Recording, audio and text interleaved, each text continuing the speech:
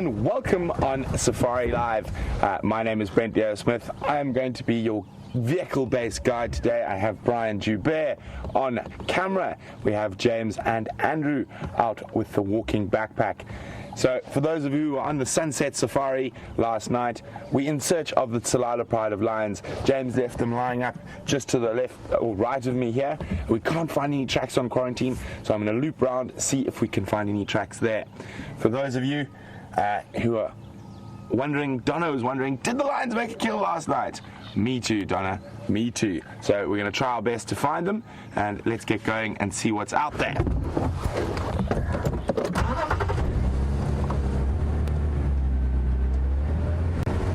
It's been really great having the Tsalala Pride of Lions around. It's a Pride of Lions I used to watch many years ago when I worked at the Southern Sabi Sands, and were one of my favorite prides at that time. And fast becoming my favorite pride again. Very distinctive pride with that tailless lioness who lost her tail to an altercation with hyenas.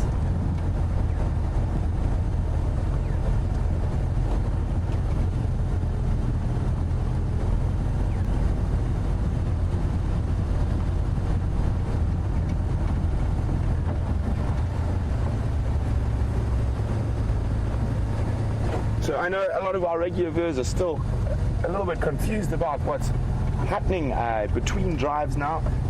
Previously we used to play a highlights reel about what was seen on the safaris.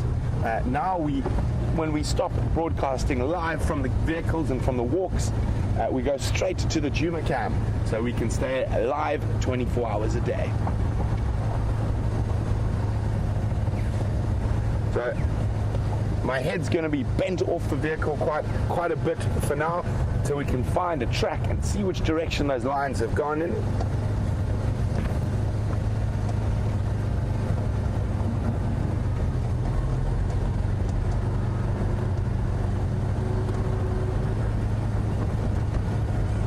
One second, guys, it's going to be on the game drive radio. Good morning, Craig, and no updates yet. One station following up on Tsalala Pride.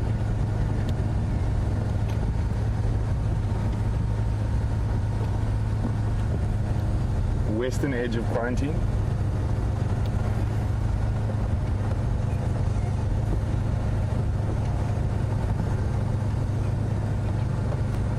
So I'm wondering whether they moved through this block down. There's a nice prominent game path coming here, or did they cut further north? Questions to be answered by tracks, hopefully, very shortly.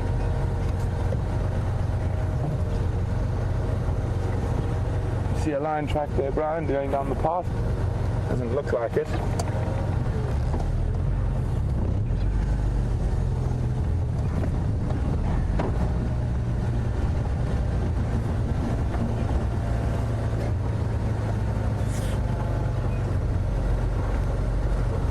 Always, after a little bit of rain, we have to check triple carefully. The ground's a bit harder, the rain compacts the soil, makes setting tracks a little bit more difficult.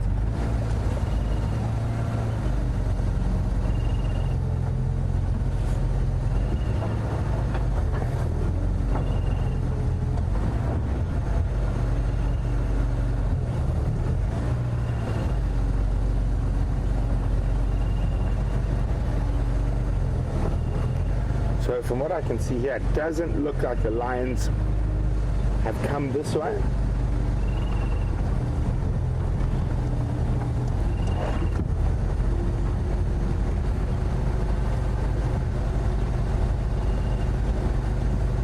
Oh, a very warm Juma welcome to John from California, who's asking for updates on the other prides of lions that we see regularly, the Inkahumas, and even more specifically the young male lion that was part of the Nkuma Pride, who's been nicknamed Junior. And John, unfortunately, no update on Junior, but the rest of the pride are on a giraffe kill to the property to the north of us. and I think they're still there and going to be there for a couple of days. Still a lot of meat left on that giraffe, but no sign of Junior for about a week and a half now. Maybe he has finally grown his wings and left his mommy. And also no updates on the Salati males. They are, as far as I'm aware, still in the north in the Manuleti Game Reserve. The Birminghams are to the south of us. Hopefully, apparently there's one Birmingham male mating with a Styx lioness that moved into the property to the east of us. Hopefully they continue to move west towards our eastern boundary. So the lions were sleeping over here when James left them last night in a nice open area, and we're just trying to figure out which direction they went from there.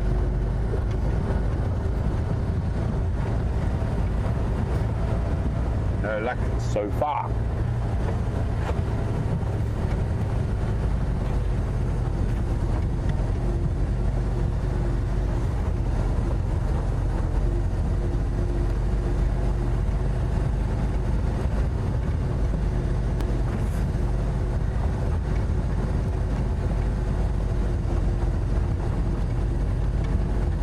So Abby's wondering, did we stay up all night to try watch these lions hunt? Well, not all night. We did, after the safari ended, grab the ladies from Final Control and take them out so they could also enjoy the lion live, in real life and not through the screen. But when we were there, they slept for about half an hour and we decided to go home and have some dinner.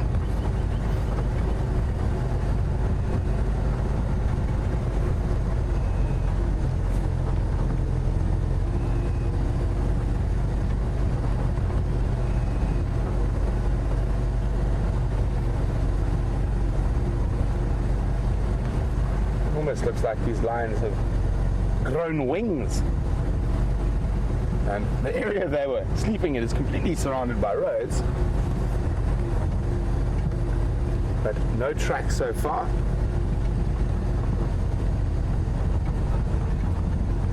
And there was a big herd of zebra outside our camp last night, but they were still around this morning, so it doesn't look like the lions went that way.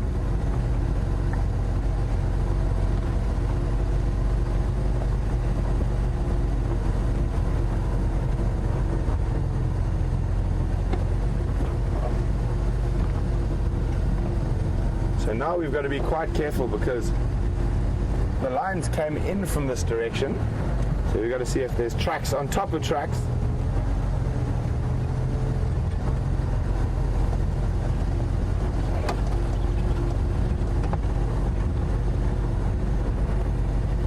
So we're moving very slowly, checking very carefully. We don't want to miss any tracks.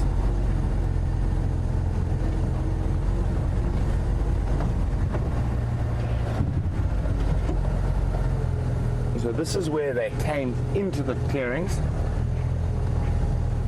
and I can see James's tracks on top, and all the tracks are going right down onto the clearing, and no tracks going out. So we're going to go check main access road, see if they've walked up there.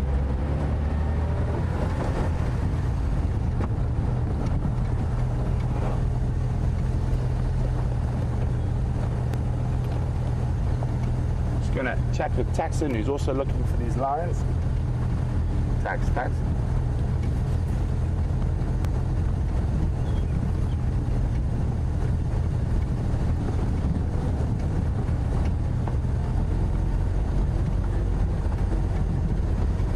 Morning, Tax. I can't find any in Konzo. That's those in Gala from where they left quarantine. Only the in Konzo coming in. I'm going to check around for tele-access, then probably down towards Philemon's Dip.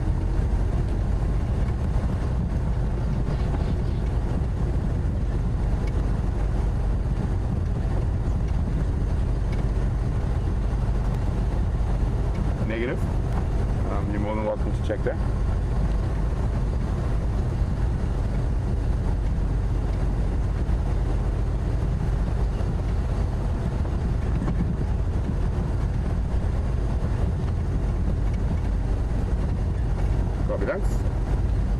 doing is we're checking all the other roads around here, and with more than one vehicle checking, it gives us a much greater chance of possibly finding those tracks and finding those animals. So finding big game is definitely a team effort.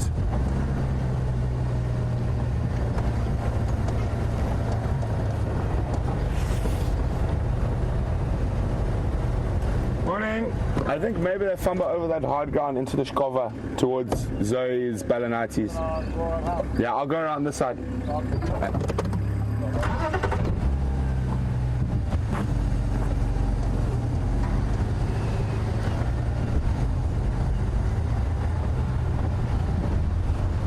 Okay, so Tax is going to check out here, and we're going to go back down towards Philemon's Dip, see if the tracks come up there.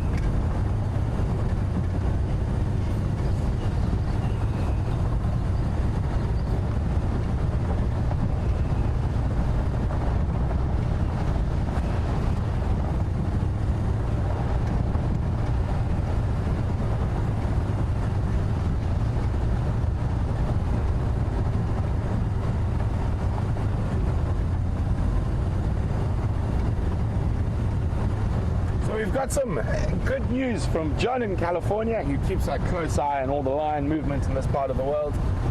And John saying that the Talamati pride have had 9 cubs to the Salati males in the Magnoleti. So that's just to the north of us. Hopefully those cubs make it to adulthood. But it is a difficult time to have cubs. With these 5 Birminghams around, they haven't been that far north. But coming from the north is another coalition, or 2 other coalitions of male lions. I think one's called the giraffe males, and the other are called the skybed males. I think there's 4 males in the giraffe males, and 9 in the skybeds.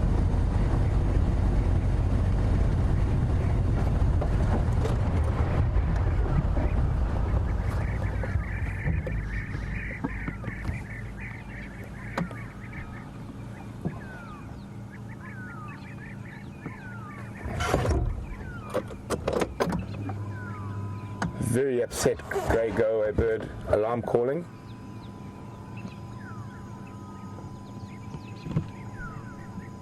But there could be alarm calling for a bird of prey.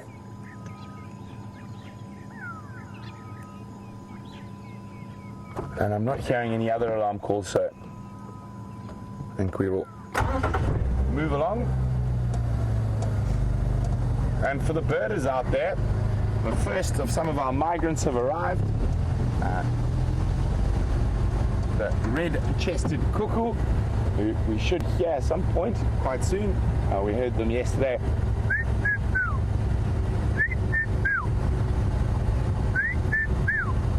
And there's an Afrikaans folk song called Piet my vrou, and the sort of South African colloquialism for a red-chested cuckoo is Piet my vrou, which means Pete, my wife. Very confusing, I know. And also the class is cuckoo, so the cuckoos have been some of the first to arrive and have a very distinct call, and also how we remember that call comes from Afrikaans. The call goes like this.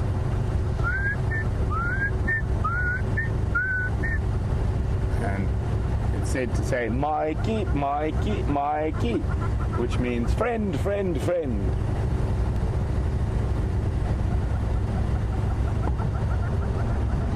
And another that I've heard a couple of times is the European bee-eater, and they haven't come down yet, but I've heard them very high, calling and hawking for insects.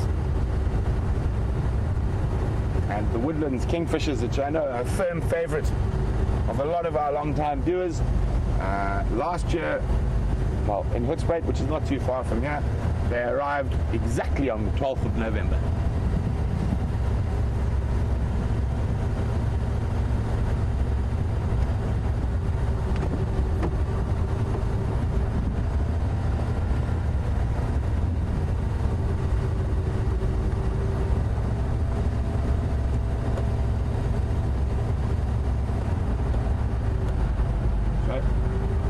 you know, we get going just as the sun's popping up. The sun is behind this huge cloud bank in front of us at the moment.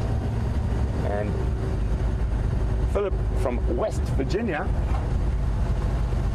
is wondering if we're allowed to drive the property in the early hours of the morning. We are, Philip, but there's a very particular reason why we do get going in the light. Unless we know exactly where something is, if we drove around in the dark, we would run serious risk of destroying all the tracks, and it would make finding animals a lot more difficult. So even with nice bright spotlights and things, seeing the tracks in car lights is very difficult because of the angle that the light hits them.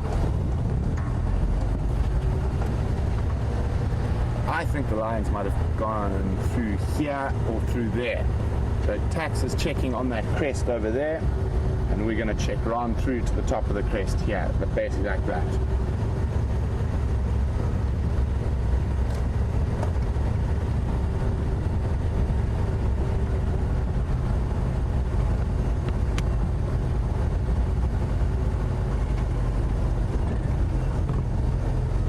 Morning, Maggie. Maggie's wondering if we've found the new hyena den. Unfortunately not, Maggie. We haven't as of yet, but we do think it is in an area where we're unable to get cars. A series of very steep drainage lines, or little beginnings of rivers. So some of those things are probably 12 to 20 foot deep and very, very difficult to get a vehicle in there.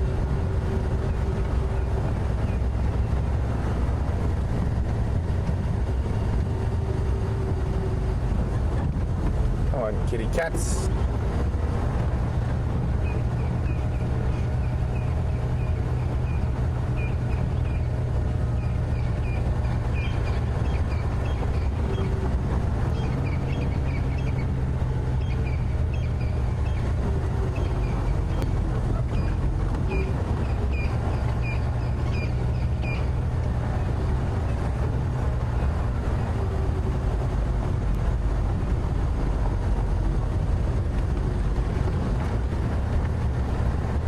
So yesterday on the sunrise safari, you saw a very sickly young buffalo with James, and Pink Alden from Washington is wondering, do we know what happened to it?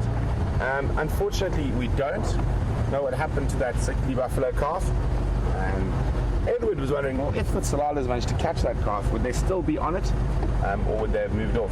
I unfortunately didn't see that calf, so I'm not sure how large it is, but if it was a sort of sub-adult rather than a really small calf, there's a very strong possibility if they did catch it that they still would be on it.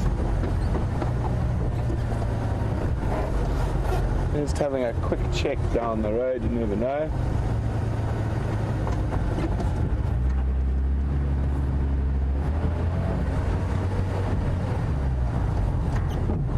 Okay, now where are these lion tracks going to come out?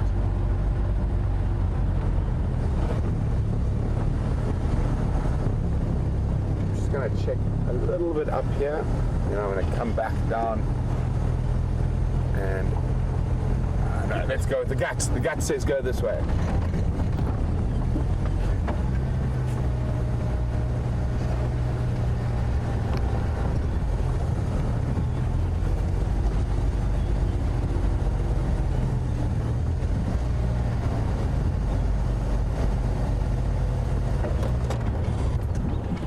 Listening again carefully. Quite often listening is the best way to find animals, and there's a little duiker in front of us, right?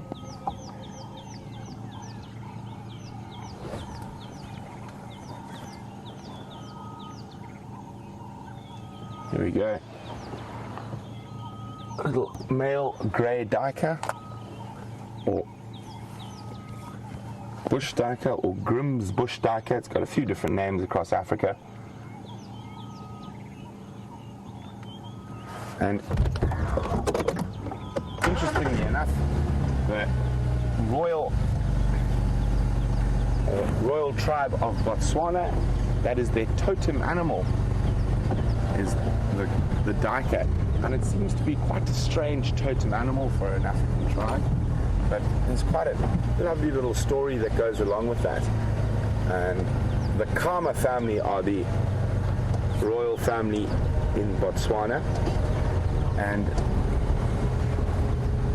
Chief Khama's village was attacked by a marauding horde of Indabele or Matabele warriors who used to regularly raid Botswana cattle along what is now the boundary between Zimbabwe and Botswana.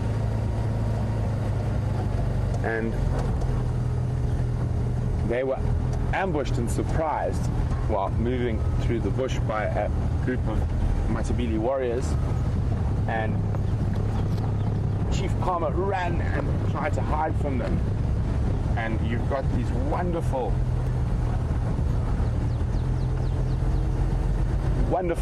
acacias that you get in Botswana that we don't get here, and they're called Acacia hebeclava, or the candlepod acacia, and they grow very thick and very close to the ground, like in almost an umbrella form, but touching the ground, and their pods stick straight up in the air, hence the name candlepod acacia. And Chief Khama, in this big open plain, the only thing to hide in were these different hebeclava thickets. So he dived into one, and he crawled in through the thorns, and he was hiding from this group of Matabele warriors who came charging around, and they knew he had to be in one of these thickets. So they started checking systematically, thicket by thicket, and obviously he thought, well, my time's up now, it's all over, they're going to spear me to death. And in the particular thicket he crawled into, the story goes that there was a little male duiker lying there, and it didn't run when he crawled into the thicket, and he sat eye to eye with it. And as the Ndebele came through to the thicket he was hiding in, he poke, looking, and a duiker ran out, and they were said to say, look, he's not here. There's a munti, a duiker in the bush. The duiker wouldn't have stayed in this bush if he had hidden here. And so they moved off, and they left Chief Khama, and he survived. So that is why the grey duiker is the totem animal of the Khama family, who is the royal family of Botswana. And strangely enough, the current democratically elected president of Botswana is a member of that Botswana royal family, Lieutenant General Ian Khama. And he does quite a lot for conservation in Africa, a very interesting man. And if it hadn't been for a duiker, he probably wouldn't have been president, as the Khama family would have been wiped out by the Indabele tribe.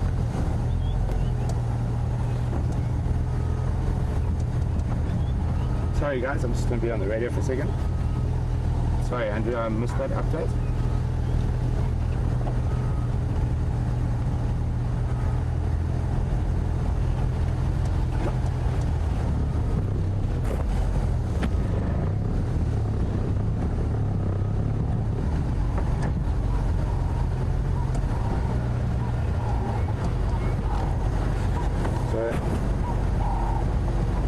I think those lines have crossed this drainage line from the western edge of quarantine somewhere into this area. So I'm going to be going very slowly again. The road's quite hard here, so it's difficult to spot trucks.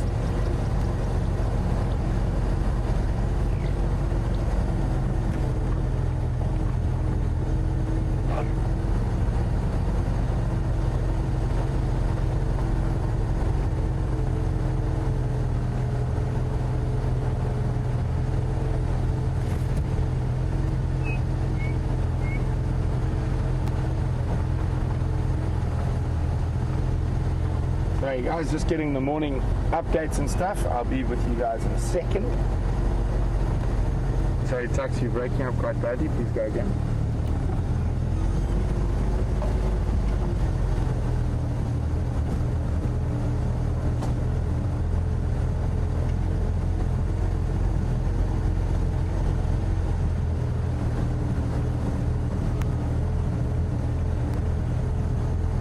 So while I wait to hear from Tax,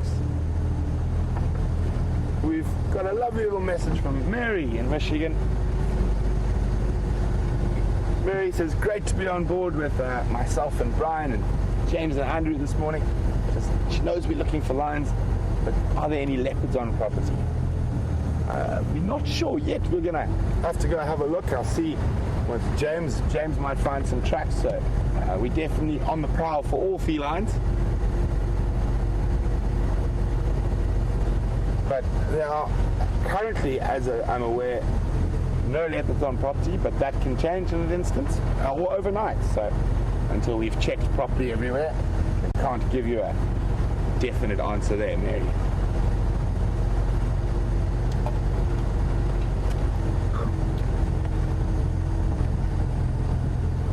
Texan.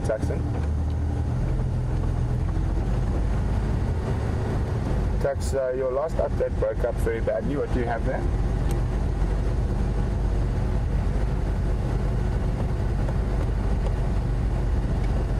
Okay, copy, thanks very much. No encounter that side.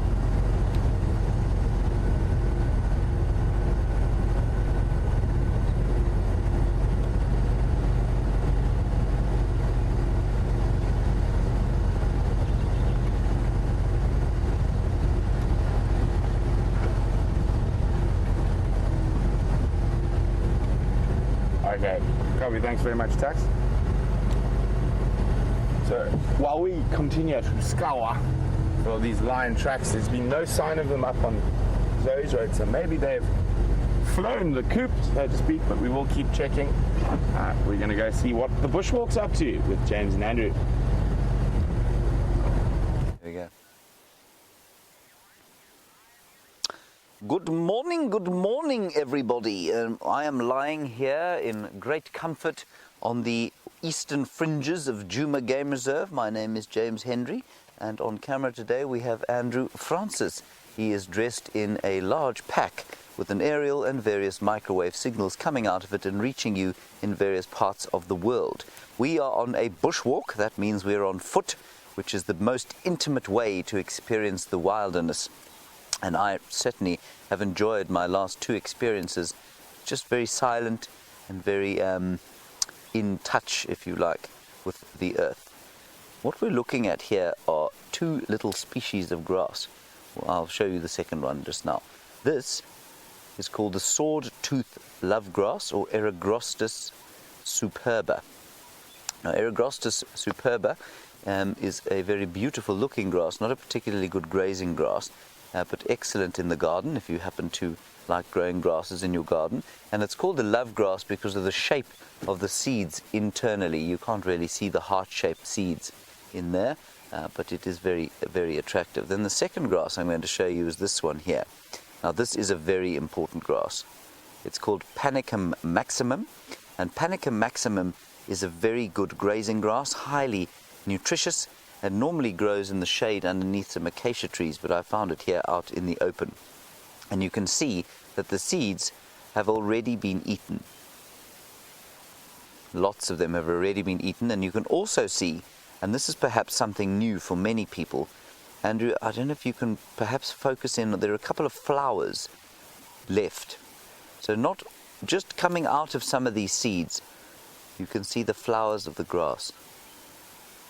That's where the pollen will be caught and dispatched from, and just really beautiful colored grass there. Well done, Andrew, that's amazing. And you can taste the nutrition in grass. Good grass that's good for grazing. Sweet and delicious. Let us go for a walk, see what we can find, and enjoy the intimate experience of being on foot in the wild. I might have to pick Andrew up. He is carrying quite an astonishing amount of equipment with him, and that's not always very easy. We also have Stefan with us. He is kind of walking a perimeter at the moment, looking for various interesting things.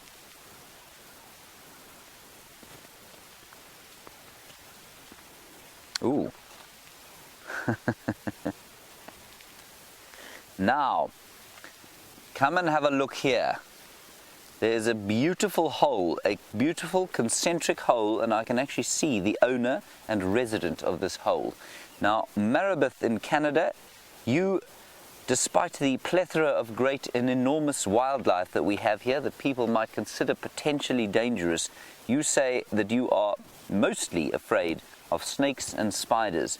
Well, Meredith, I would, all the way from Canada, I would suggest that you don't put your fingers into this hole when you come out here, or hopefully you'll come out here. This is the hole of a baboon spider, and you can actually entice these fellows out of the hole if you put a piece of grass in there. I'm not going to do that, and I'll tell you why. What happens is they've got special digging parts on their front legs, and when you pull them out, if the hole is damaged at all, they will never be able to dig another hole. What happens is that those special parts that they're born with, they're used to dig the hole and they wear out, and so they can only ever make 1 or 2 holes in their lives. And this is a particularly big baboon spider, and they come from, I can see his legs down there, I don't think you're going to be able to see them on the camera there, but they come from the same family as the tarantulas, and they look a little bit like tarantulas, but they are perfectly harmless.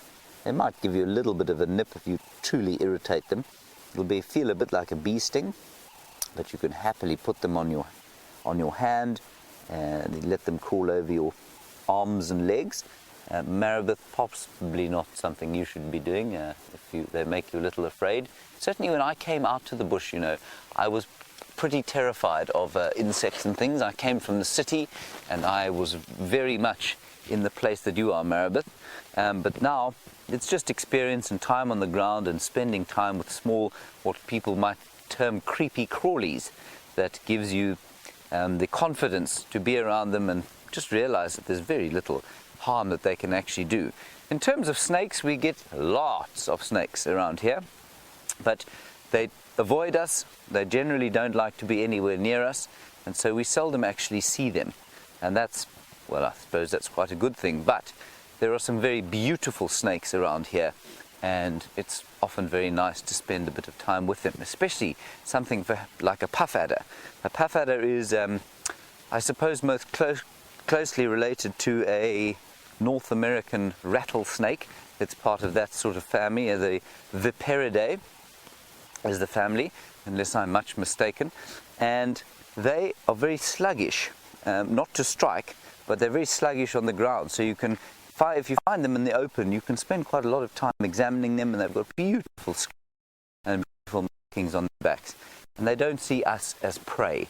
They see us as a threat, so as long as you stay away from them and don't try and irritate them too much, they're absolutely fine with having us around. So, Maribeth, time in the wilderness is what's going to help you get over your fear of spiders and snakes.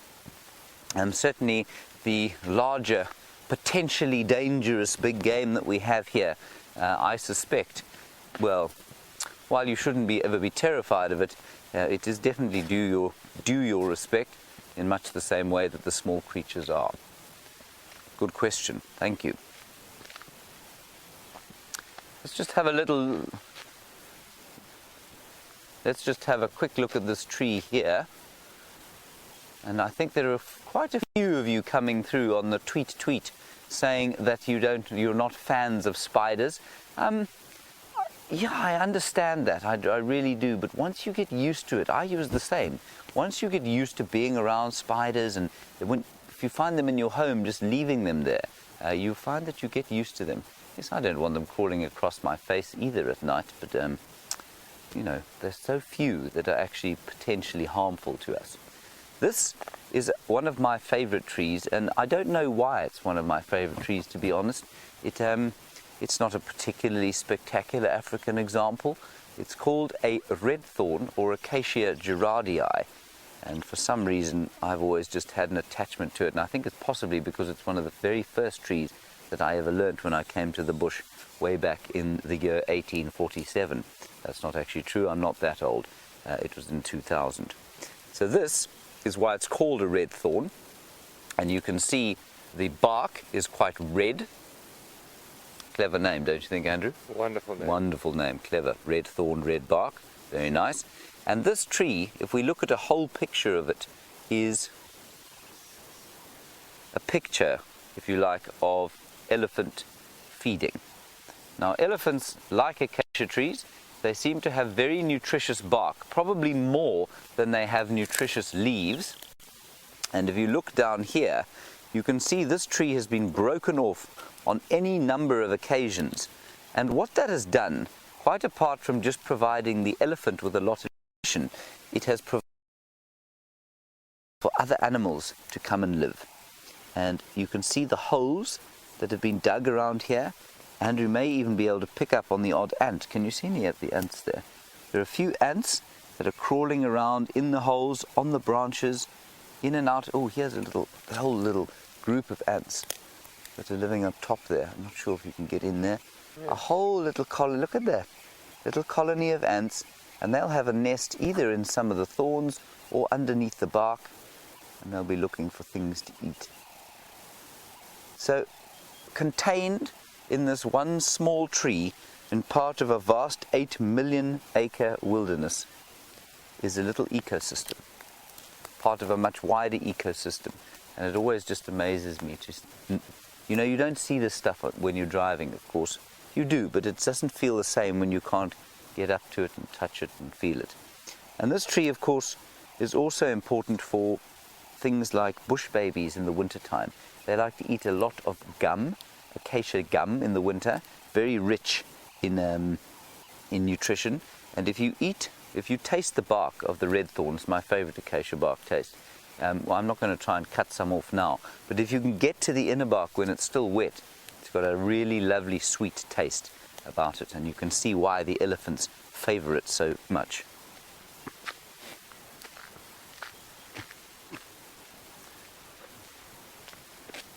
So we'll carry on along here, see what else we can spot.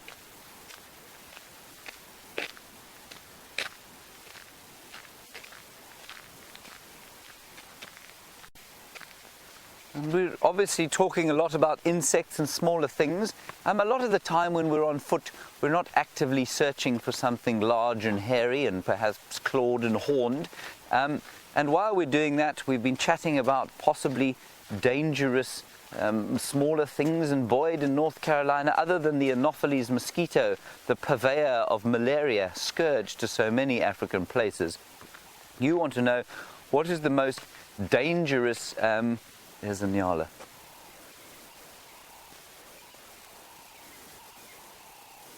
Boyd, I'll get back to your question now. It's just so lovely to see these animals on foot, especially when they haven't seen us. Just grazing peacefully.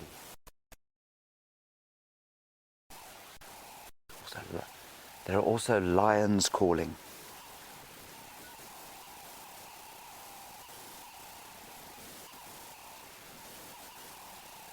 You can hear doves everywhere. And there are lions calling to the south of us. Way to the south. I suspect that's the 5 Birmingham boys, giving their last morning shout before they go to...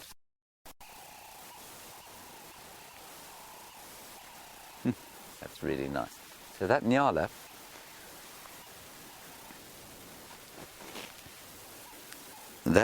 has probably not seen us, I don't think. And watch, we'll walk slowly down the road towards him and watch how he reacts to us.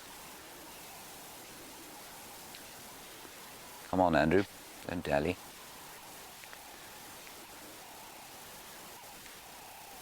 Boyd, I am still going to answer your question, fear not.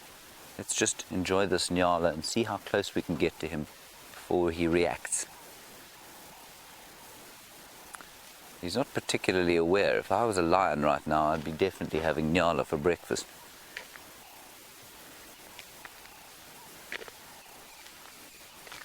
We'll just sneak around the corner. While we're walking, Boyd, you want to know the most dangerous other sort of out here?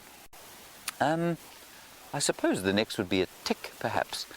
Ticks give you something called tick bite fever, which is a particularly unpleasant thing to get, but it's nothing like as bad as malaria.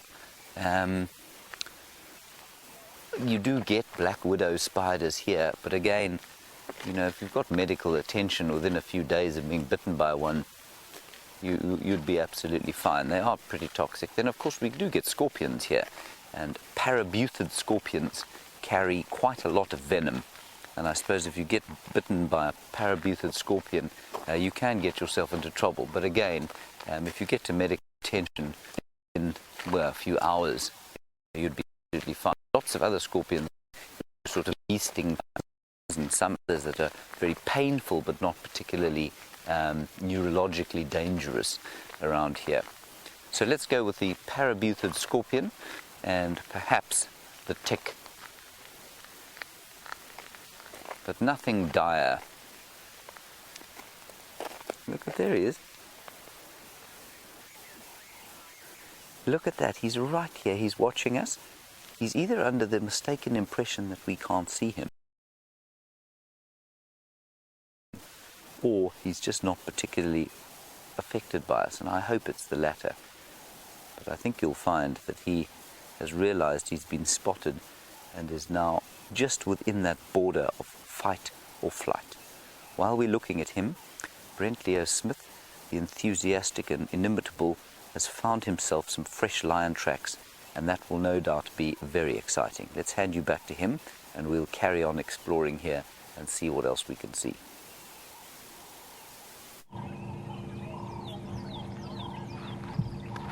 So we've found the lion tracks we can see here. There's a nice clear one crossing to the south, heading towards Arethusa at the moment. So we're going to drive around and see if we can find the tracks coming across on the next road. So at least we've got the tracks, and I did hear that lion audio. I think James also heard it, but it's to the south of our boundary, unfortunately. But let's see if we can just stick on the tracks of the Tsalala Pride, and hopefully not too long we'll find the animals making fresh tracks.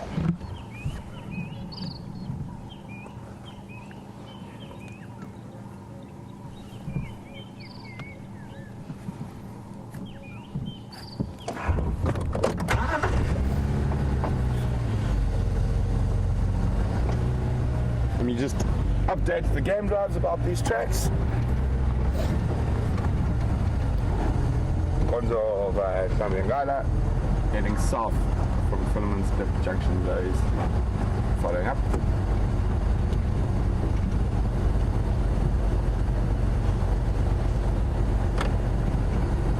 So they're heading straight down towards the boundary between Arethusa and Djuma.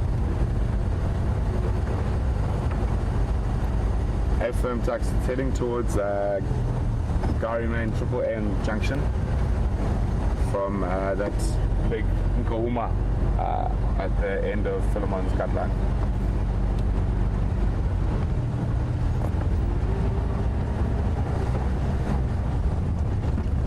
So we've got tracks, and so we got half in the game now. We're not wandering aimlessly, we have a plan. Not that we were wandering aimlessly earlier, but always much more exciting to have the tracks to follow. We just got to hope they cross into Arethusa and not straight across.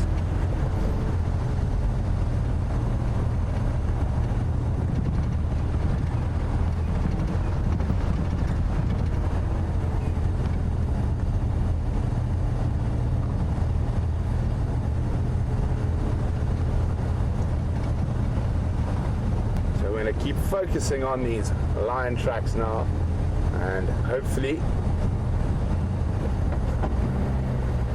we get some luck in which direction they're going.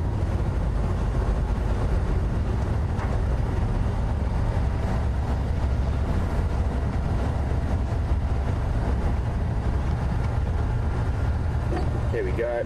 They've come out onto the road here, now heading west.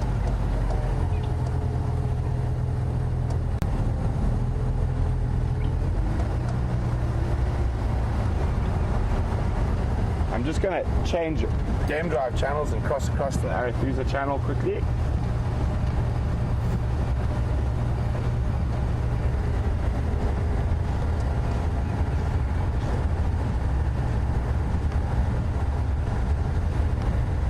It'll be very interesting to see where they go from this next road junction.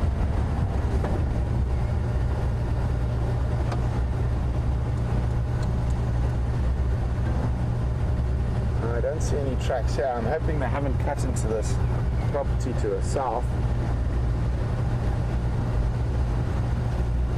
Or if they have, let's hope they've just taken a shortcut across the corner.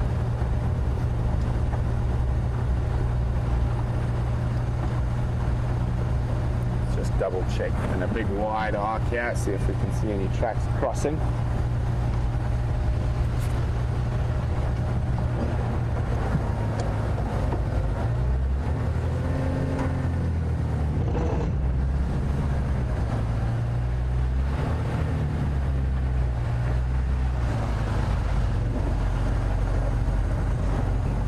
I wonder if they're heading back towards their normal home range, which is directly south from here.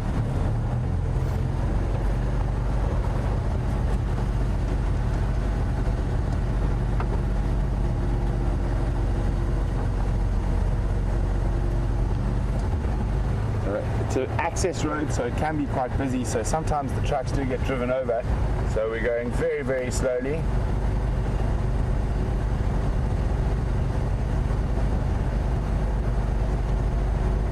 Might have just nipped through the corner.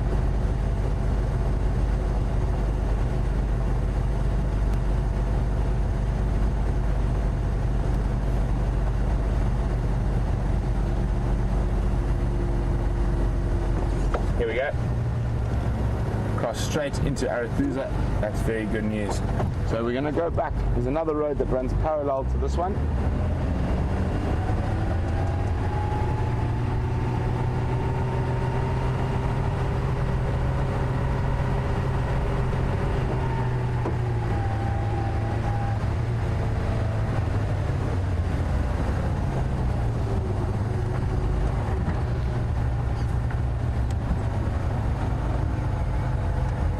Always pays to check down these long roads. You never know what might be down there.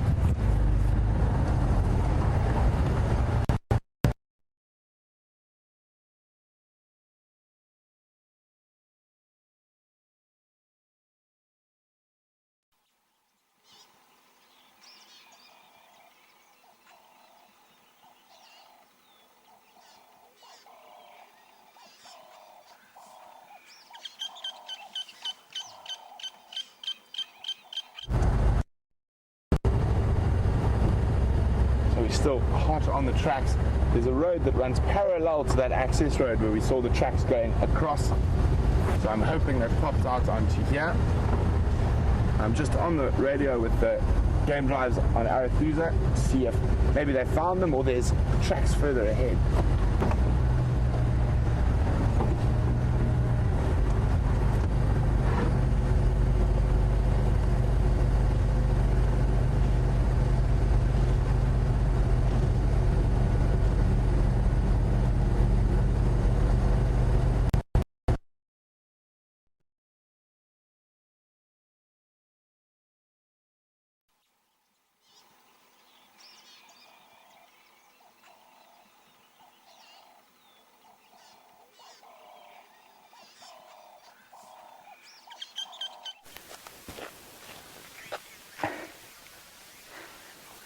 Hello everyone, sorry, I'm just reattaching the radio to my bottom, well, obviously not my bottom, my belt.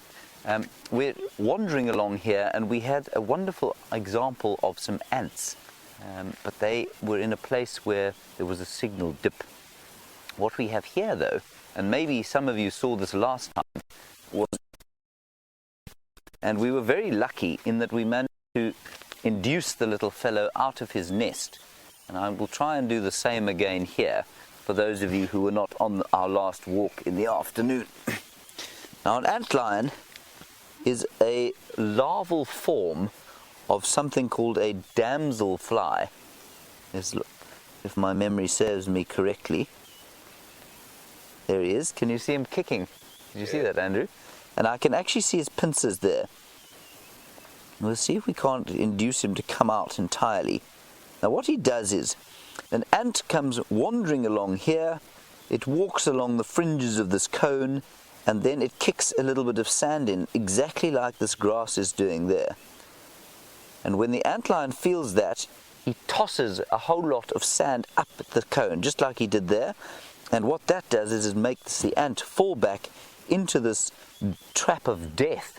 And the antlion then grabs it with its little pincers and sucks the juices, nutritious juices, out of the ant's abdomen, and in so doing becomes a little bit larger. And eventually, I mean, the adult looks like, if you don't know what a damselfly is, it looks a little bit like a dragonfly wings. And you can't believe that this thing, when it comes out, from what it came out, they're very good at digging, so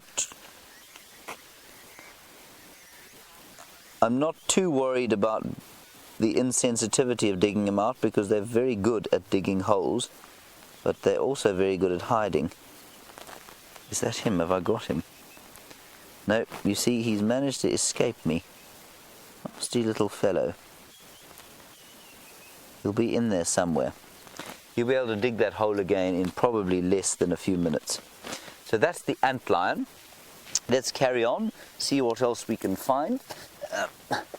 We haven't found any major tracks yet, so we're not as yet on any kind of tracking expedition. Let us go. And you might also be able to see, just grow, sort of,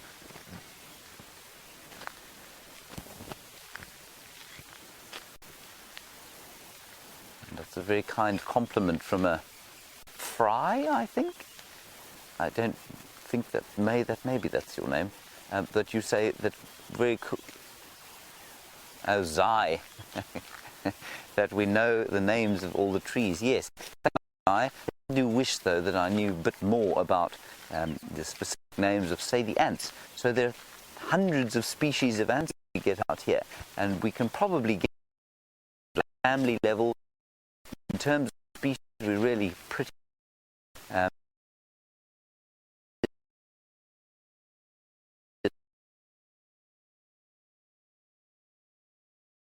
But we're still treated. Finding species. We're finding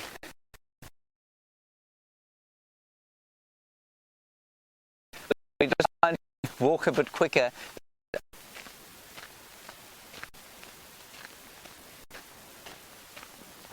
We've got no picture.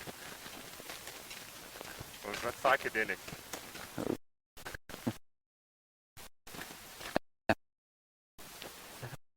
So just over this little ridge crest here, and we'll hopefully have in the world, of course.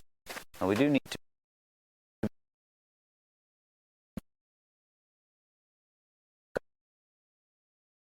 sort of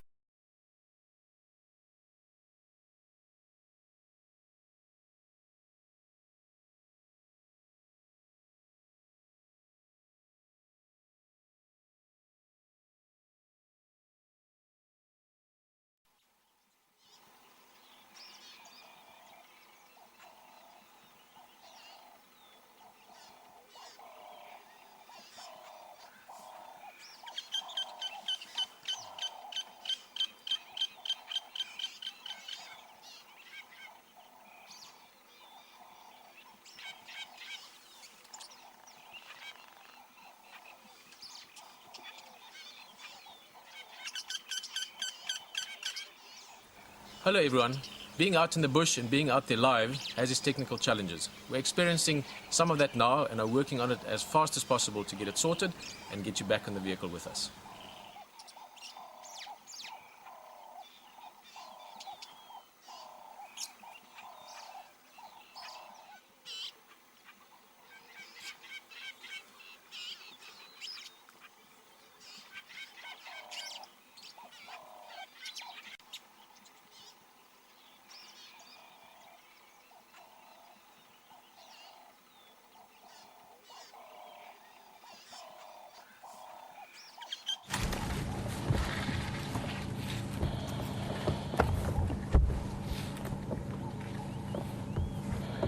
So in our search for lions, we've come across this massive Ellie bull, and it looks like he's following a breeding herd.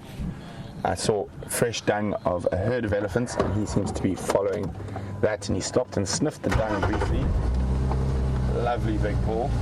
And unfortunately, I've got some very bad news. We're still on the lion tracks, they're on the road here, but Roy has found them further along, and they have unfortunately crossed out of our traverse zone. So the Tsalalas seem to be heading home towards the Sand River.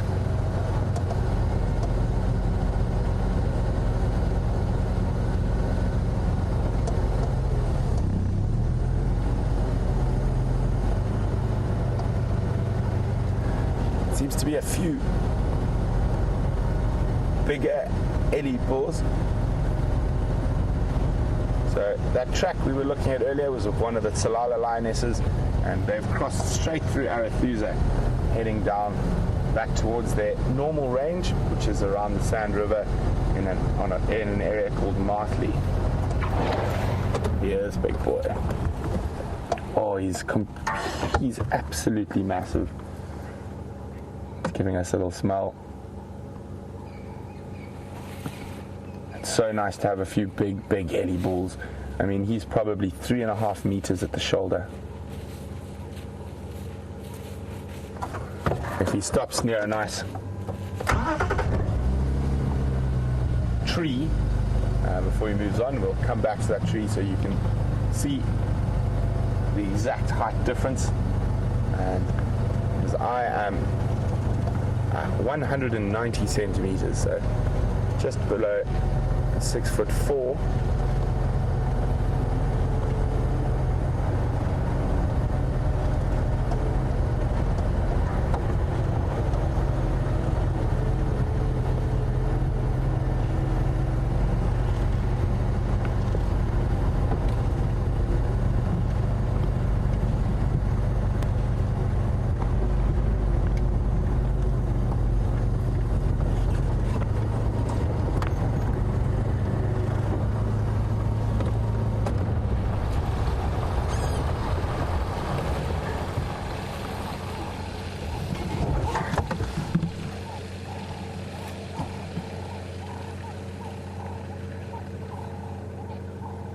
Look at him picking off that little buffalo thorn.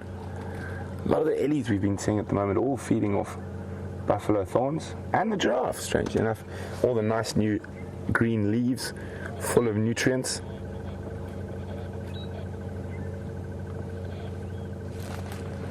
Oh yes, you're very big.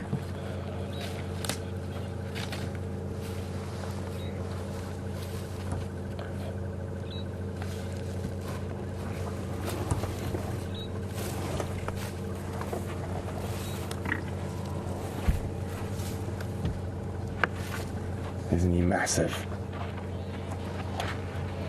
And completely relaxed, it's incredible.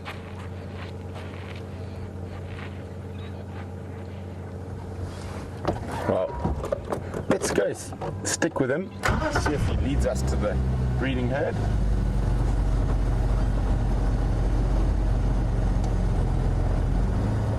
You can see he's smelling, he could be smelling for the other Ellies.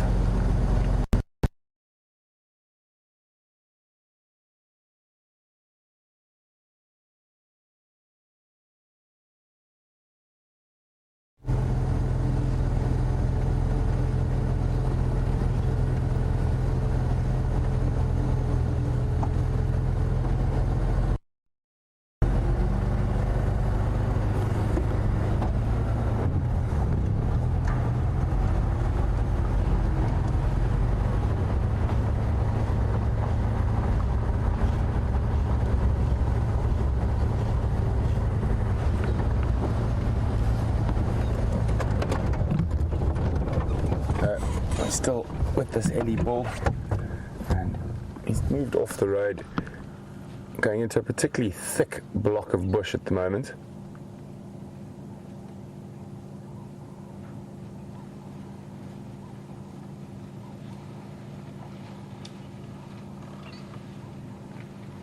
And I can hear other elephants up ahead.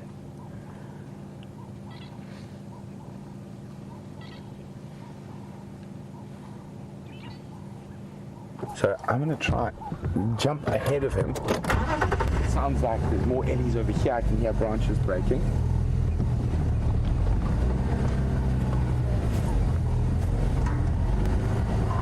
And definitely looks like he is tracking. I mean, you can see there's quite a lot of elephant tracks across the road here.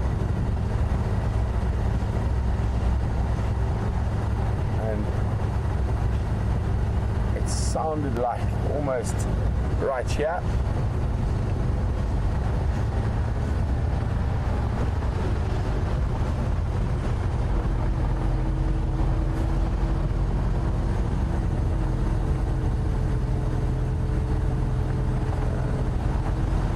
Do I see an elephant through the gory bushes? I thought I might. So he's all by himself, and Tina's wondering why. Well, Tina, elephant bulls spend a lot of their time by themselves. They do spend some time with the breeding herds, but they tend to prefer to be on their own, away from the hustle and bustle of children and noise, and they generally will only come towards a breeding herd when they're in must or about to come in must.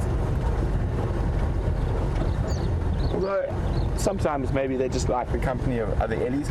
Quite often you'll find elephant bulls in bachelor groups, so they do like company. It's just they're not so fond of all the sort of screaming and shouting and running around that happens around a big breeding herd of ellies. This is where I thought I heard a few more elephants. And I said this is quite a thick block. This is one of the only areas where it's easy to drive into this block. And there we go. There's looks like some more ellies down there. You just see a bum through the bush. But we're going to try and get into the right spot where this big boy is going to walk out towards us.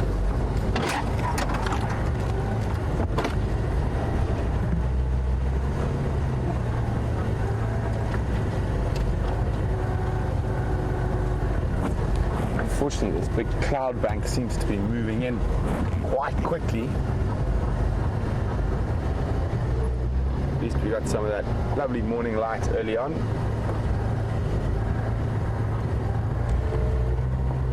There he is.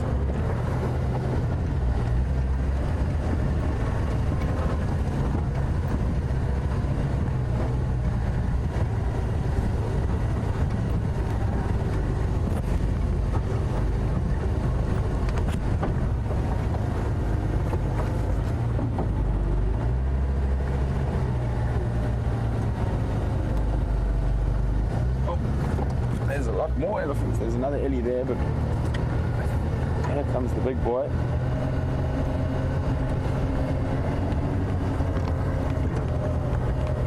Aggie's wondering, do ellie bulls only mate when they're in must? And if so, how long is it between musts? Now, Aggie must is quite a strange thing. It varies upon elephant from elephant, and also it varies in length, so it can normally last for about a month, but sometimes a bit longer. It generally only happens once a year. And what happens is when a big dominant bull comes into must, it's generally at the time of the year when the most females are in must. So little young bulls will come into must when there's almost no females to mate with, and the big bulls dominate that must cycle where the most females are in estrus. And obviously as they get older, their must cycles will change.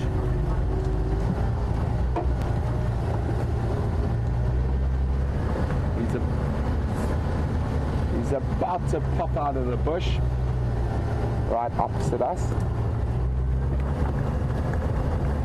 There we go. He's just, look at that.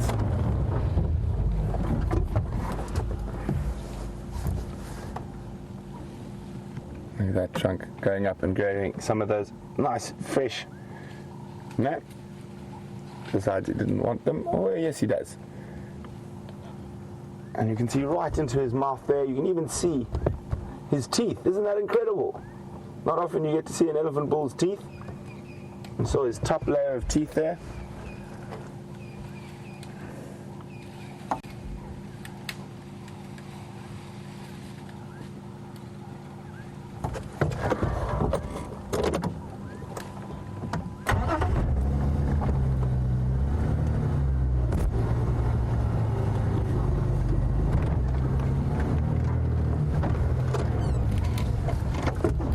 There we go. Hello, big boy.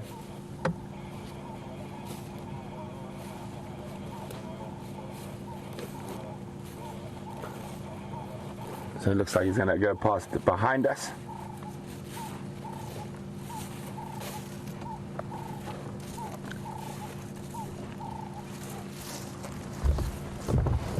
And now you're going to see an impressive camera swing, almost 360 degrees by Brian as he goes all the way around back to the Ellie.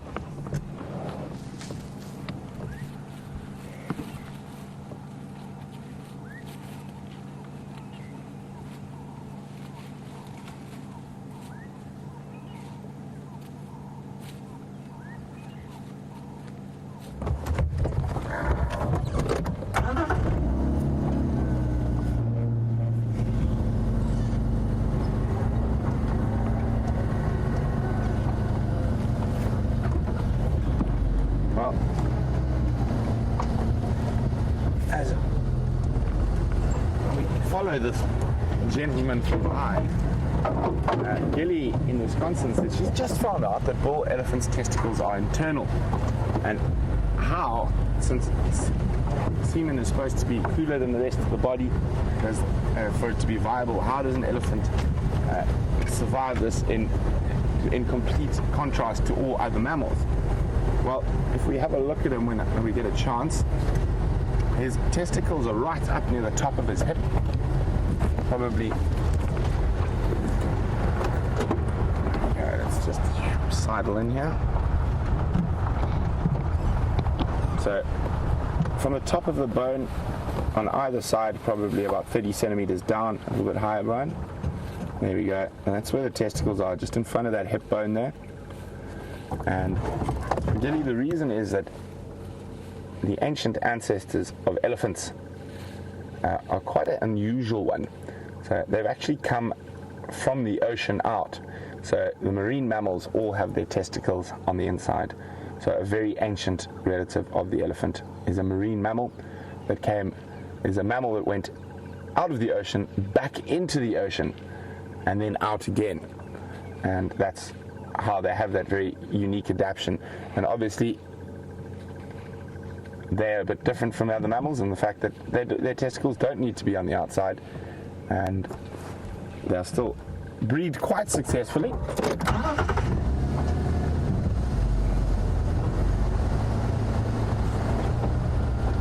Just gonna try to get in front of this big boy one last time before he goes into some really thick bush.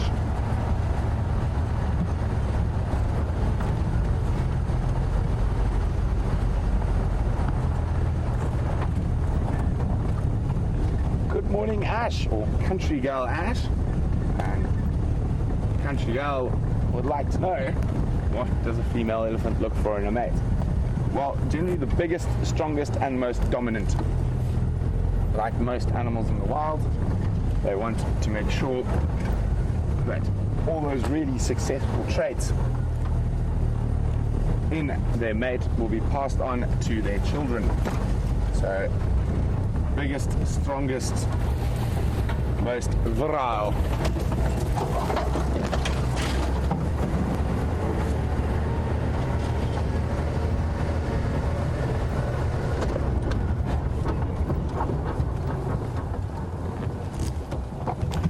It looks like he's decided not to follow that breeding herd that's in the thickets there. Probably just going to go have a check, and he's now moved away from them, and he's onto some grass on this natural seep line and having a bit of a graze.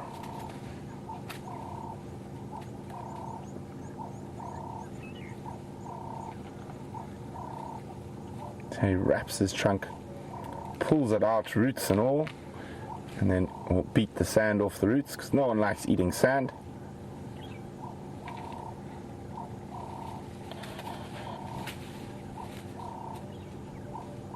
Oh, you missed it. Yeah, a bit too much sand for him on that, so shaking it off.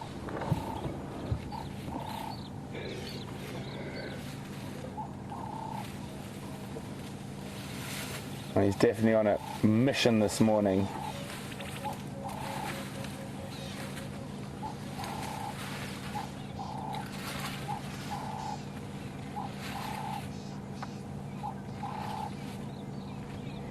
So, as Paul and Tina have aptly named him, he is definitely a gentle giant, and we like to keep him that way, so we're not going to follow him anymore. He's moving into some very thick bush, and he's given us such a wonderful sighting and been so relaxed.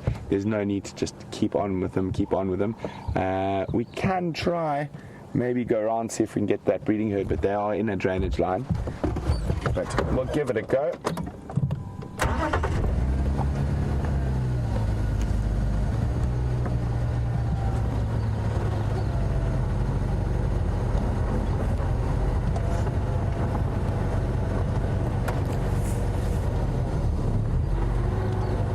As he disappears, Ashley's wondering how tall would I come up to him on his body. Actually, I'd probably be just above his knees. Very big elephant, so probably a bit over his knees, so probably about this much above the bottom of his belly. Very, very big animal. I said probably easily 3.5 meters at the top of his shoulder.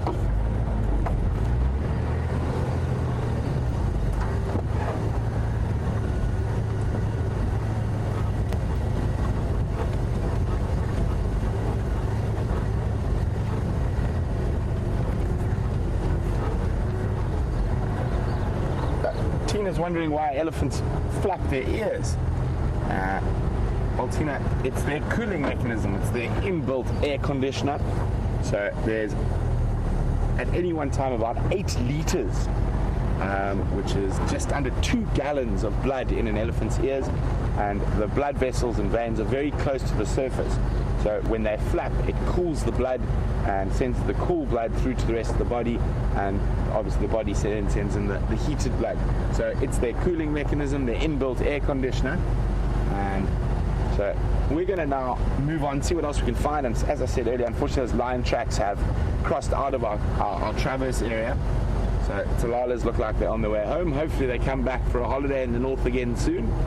But we're going to go see. James has got an arachnid, and I heard he's been speaking about them quite a lot on this safari, so we'll see you a little later.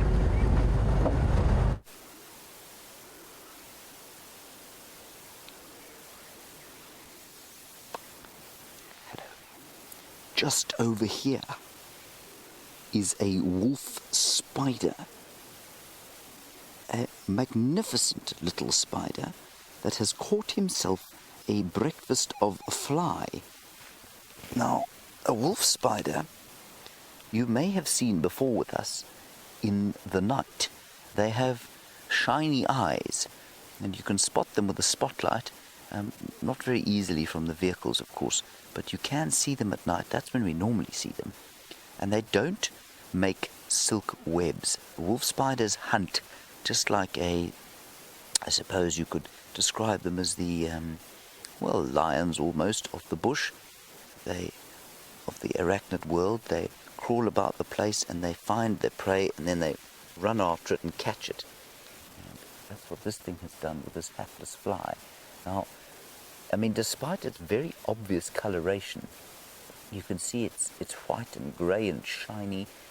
The flies and other insects living on this pile of very fresh, aromatic buffalo dung are seemingly oblivious to his presence.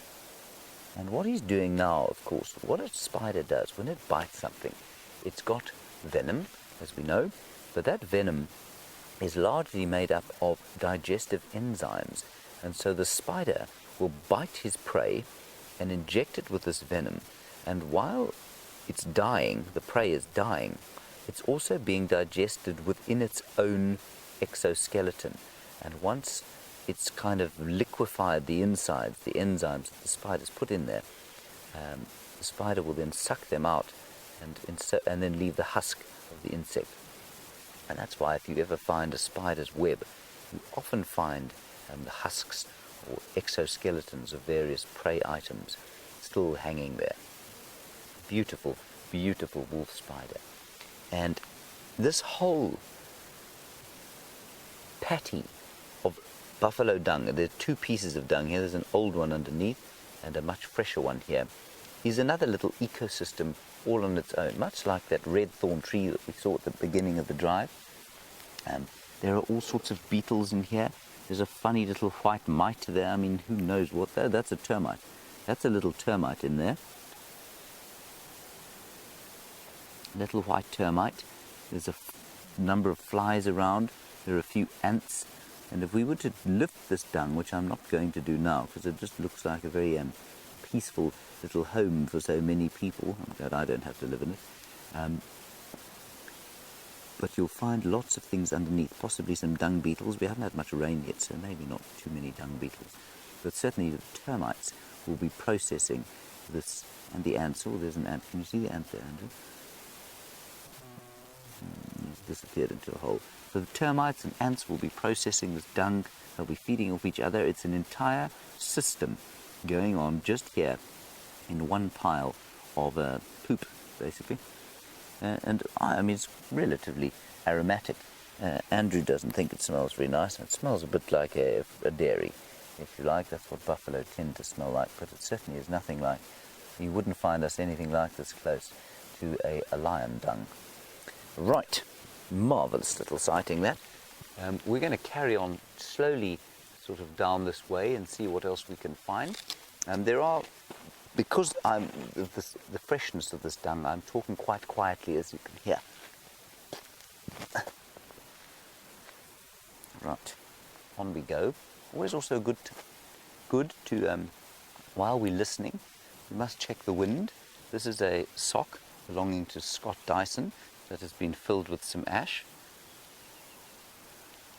So we now know that the wind, that's really where you want the wind to be going. So ideally you want it coming from the front of you so that anything that you're approaching will not smell that you're coming towards it. Right, let's carry on down here. So when we were walking earlier, I was speaking in a normal voice, and that's because we didn't have anything in the way of fresh dung. But because there's fresh dung around here now, we're just going to walk a little bit more slowly, and I'm going to talk a little bit more quietly so that I can hear if there's anything breaking or snapping. Let's go through here. We're going to go through the bush here. I see Stefan is over there in front of us.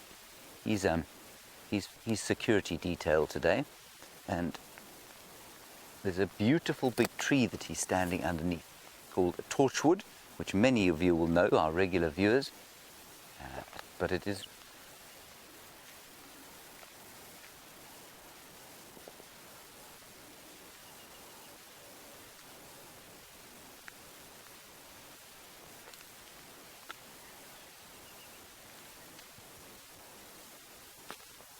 course, yes. There you go. Two corrections there. I'm just helping Andrew to get underneath this tree. I made an error of words there. When we were at the antlion sighting, I think the top quality, is that the name Twitter handle? Anyway, two very sharp viewers pointed out that it's not called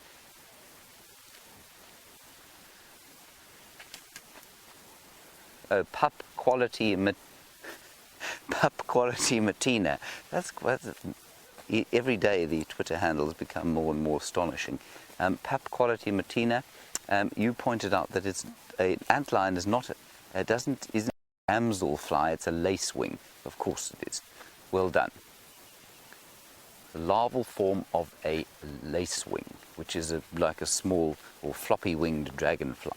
So here is this magnificent tree, glorious Balanites mogami, torchwood, and you can see all around here it's clear of grass and clear of bush, and that's because the elephants, you can also see their dung everywhere, really love the fruit.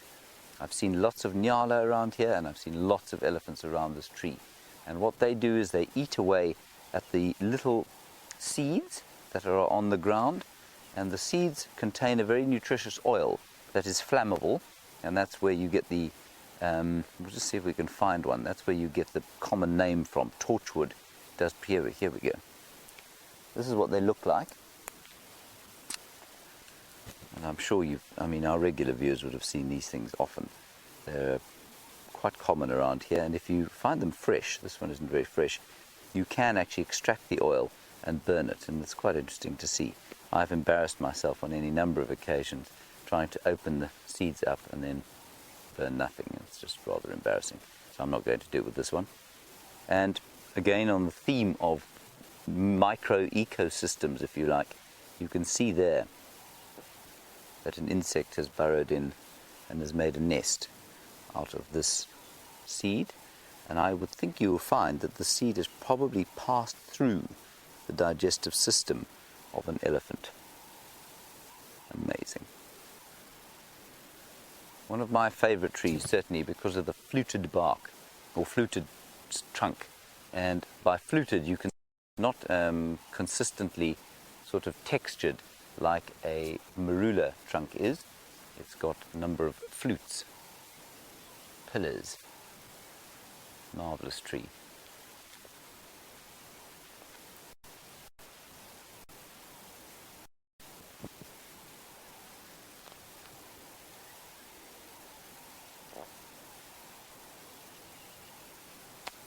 And then while we're walking around here, we've chatted a lot about insects and arachnids and things that might do us damage in terms of in the insect world. Come and look here, Andrew. There's an ant. It seems to be abseiling. I'm not got to where it has or why it's here. But while we're talking about those things, Rich, you want to know what the worst thing I've ever been stung by is. I haven't been bitten or stung by anything too severe. I was set upon by 50 hornets on the golf course about 3 months ago. That was particularly unpleasant, so that wasn't great. I think the most obvious.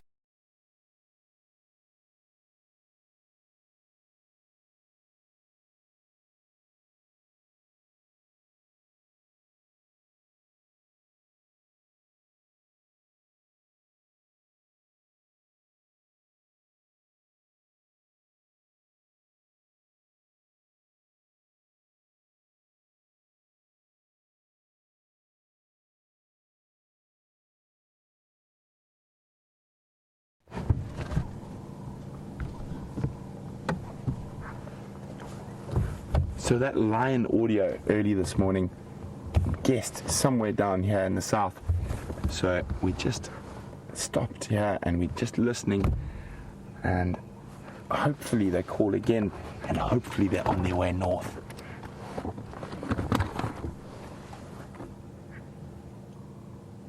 Just check all the way down the road. See if I can see anything.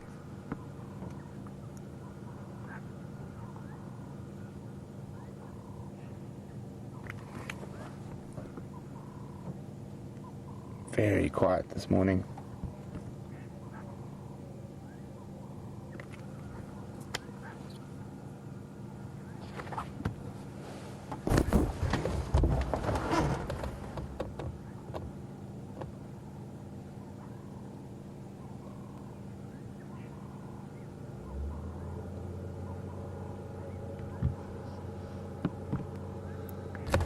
So, unfortunately, no audio. We're going to keep checking. Maybe one set of tracks crosses into our traverse area. But in the meantime, we're going to go back to James and his torchwood.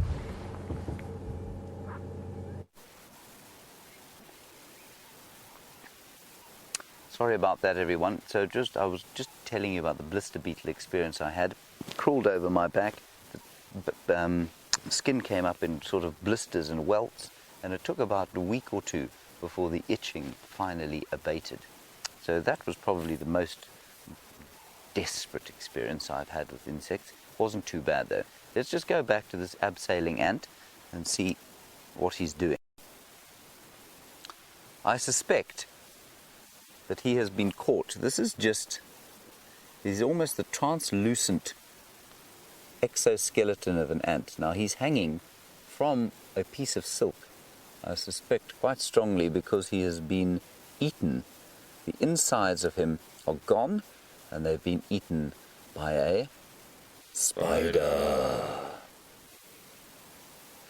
for the arachnophobes in the world.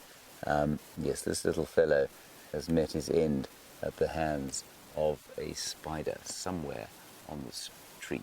Again, in the theme, banging on the theme of micro ecosystems, this tree is an ecosystem all to itself as well.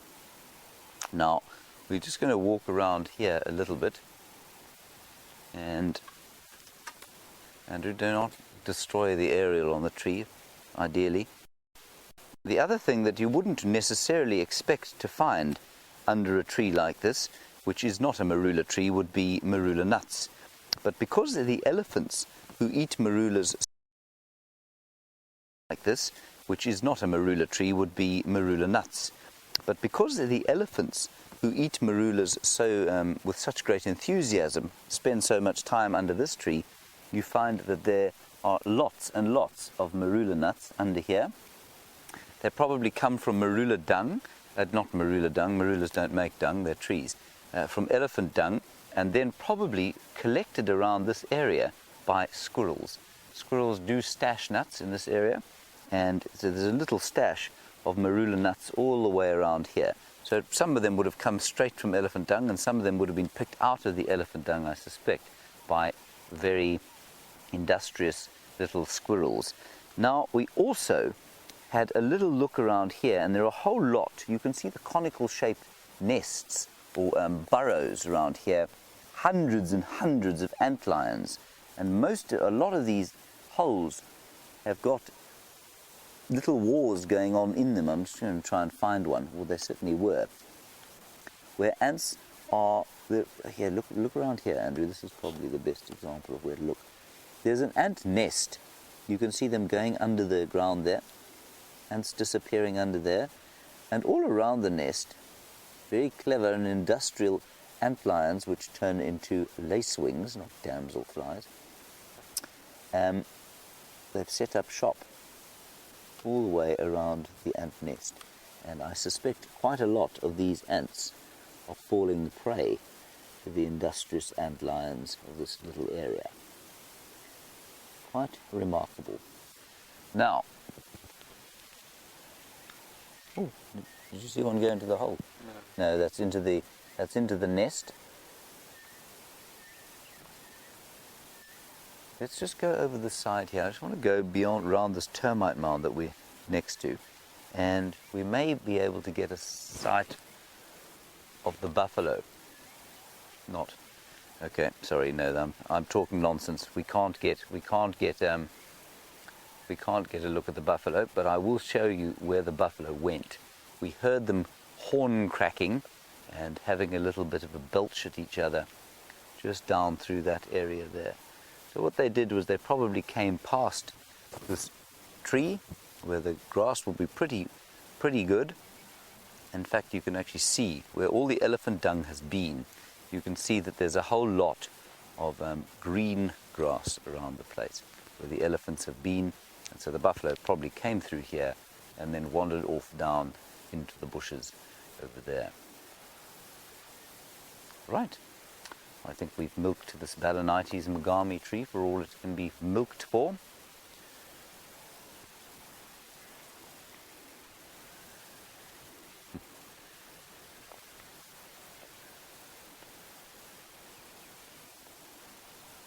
So we'll walk very slowly through here, and I'll answer a few queries. And there seems to be a deep fascination today with things that might poison or bite or envenomate us. And Anna-Marie, you want to know where black mambas live. Andrew, watch out, that's a tree on the ground. You want to know if black mambas perhaps live in burrows. They do hibernate in burrows, and they will go into burrows, but during the summer months, when they're out and about and breeding, they won't spend a lot of time in burrows. They'll spend most of the time looking around on the hunt. And then Kachino, John, you want to know when the rock pythons are going to be out. They'll be out now. I haven't seen one yet this season, but they will absolutely be out at the moment. They'll probably be pretty close to laying their eggs. I'm not sure when they do lay their eggs, but I think it's around now. And they'll be around here. So it'd be wonderful to see a rock python. That would be a really special sighting to have on foot. What else is there out here that we can see? You can hear the birds so beautifully when you're not driving a car. Wonderful sound there.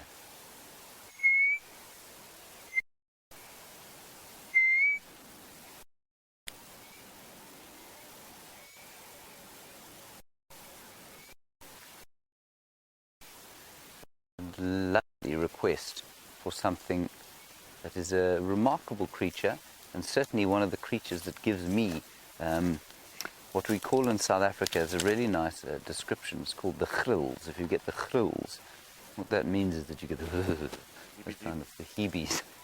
Thank you, Andrew. The heebie-jeebies. You get that chill down your spine. It's called the grills. And one of the creatures that does that to me is a centipede. And Siberia Zumi, you'd like to see a centipede. And as you correctly point out, they're probably most likely to be underneath a rock or under a log, most likely, not in dung. No, they don't tend to live in dung. They're voracious predators, and so they look under, and they're not great in the light. So they'll normally look for something like, I've just spotted a flower down here. They'll normally look for something like a like a rock or a log to live in. So here's an acacia tree. It's called Acacia exuvialis, or the flaky thorn, and it's so named for the flaky bark that it has on it. But I've been spending some time smelling acacia flowers, and they actually have the most wonderful scent. I'm going to hand this to Andrew to have a sniff at. Yes? Sweet. Sweet, gentle smell, very subtle. And some of them come in these little orange or yellow balls, and others come in long kind of white, I don't know, what would you call them, inflorescences. And it's really lovely, lovely smell. Out here you don't get a kind of raging, blazing, tropical explosion of sweet smells like you might say on the equator. But if you drive around and you walk around unmasked by the smell of, say, a vehicle, you really do pick up an astonishing array of delightful smells and scents. Okay, you can see the buffalo. There. Andrew, come here. There are some buffalo there. You can see a dark shape through the bush.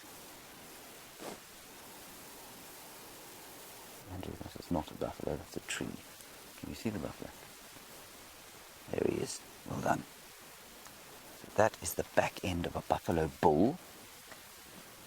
So that buffalo bull and his companions, I'm sure there'll be more than one around here somewhere, have been walking down the road, and then they've turned off around about that torchwood tree, and they're now grazing down gently towards the drainage line area. Now, a buffalo bull, some will tell you, is the most dangerous animal in all of Africa. I am not of that opinion myself. I think that if you surprise them, then they can be particularly nasty. They don't like to be surprised, and they don't like to be cornered. But those buffalo, grazing slowly down towards the drainage line, if we don't approach them, will probably be entirely comfortable with us. They probably don't even know that we're here. In fact, I'm pretty sure that those ones don't. It's very thick through here, so we're not going to pursue them, but very nice to see them on foot, nevertheless. Marvelous.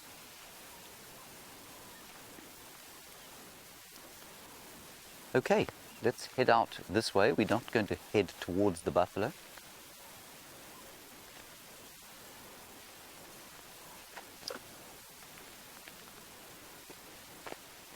Certainly that acacia flower smelt a lot more delicious than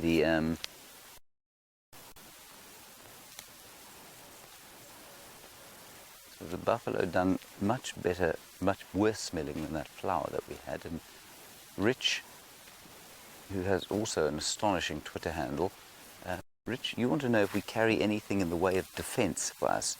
I carry this stick, which is it turns into a sword. It doesn't really, it's just a stick. Rich, we do sometimes carry defensive things. Certainly if we're going to track animals, we'll normally have something in the way of defense. At the moment we have Stefan, who you may have seen in the background in a few of the shots. He's operating security detail today. But sometimes if we're going for a little walk on quarantine clearings, we'll just go on our own, or if we're in a particularly clear area, we'll be happily walking with just a stick or something like that. So Steph is carrying a rifle, but it's purely for that 1 in 1,000 chance where something could go wrong. It's highly unlikely. And we're not spending a huge amount of time actually tracking animals today. We're just looking at the different bits and pieces and small things. If we do come across some nice fresh tracks, then we may well follow them. And we certainly wouldn't go tracking something like those buffalo, though, through a thick area like this, which may provoke some kind of a response from them. Normally, that response is for the animals to run away. 1 in 1,000, sometimes not. So we have to be very careful. That's why we test the wind all the time. We know there are buffalo around. We speak quietly and walk quietly. Well, some of us walk quietly. Some of us don't walk so quietly, but we should. And that's how we that's the main defense. Your main defense out here as a human being is your brain. Your brain as a human being is your major defensive weapon out here, and it always has been. From the time that our ancestors stood on 2 feet, probably about 2 million years ago, our large brains have formed the bulk of our defensive strategies.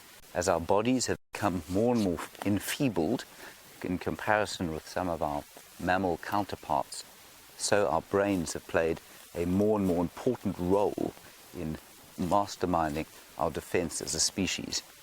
And I think, well, despite the fact that there are unquestionably too many of us on the planet, the fact that there are 7 billion of us and, nothing like that in any other mammal species is testament to the fact.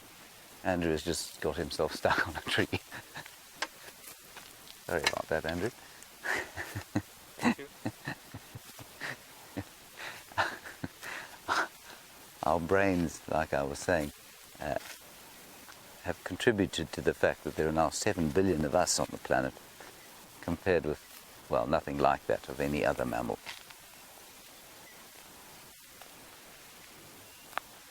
So my stick here is purely for show.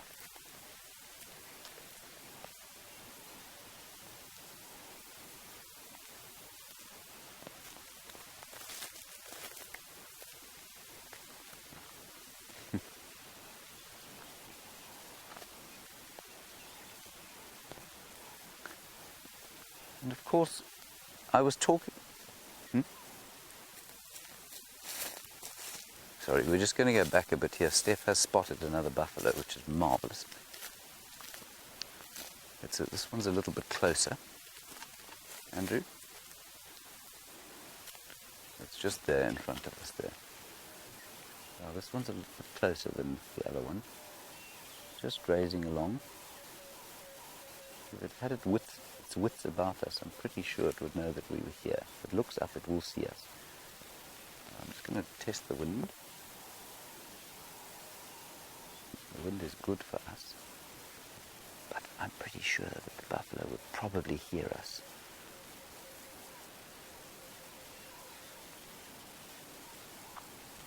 So what we'll do is we'll just stand here and watch the buffalo for a little while. Again, the object of these walks is to have an experience on foot with an animal like this without it knowing that you're there, or certainly without it feeling any kind of threat from our presence. So we'll just stand here and watch. We won't get any closer. And if he becomes aware of us, we'll sort of turn around and melt away into the bush. Well, Andrew won't. He'll kind of stomp loudly, but The rest of us will melt away into the bush. Isn't that wonderful? It's a very, very different experience seeing an animal like that on foot. It absolutely makes the heart rate go up a bit more. But it's so raw, it's so real. You're right there, Andrew. Comfortable.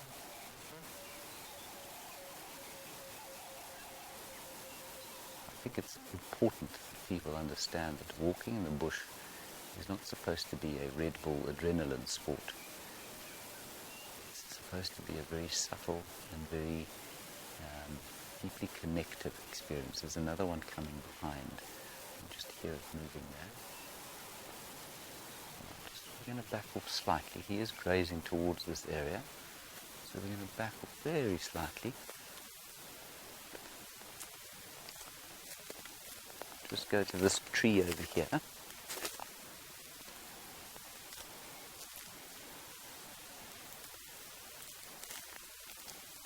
Come around here, Andrew. Get a view of him through.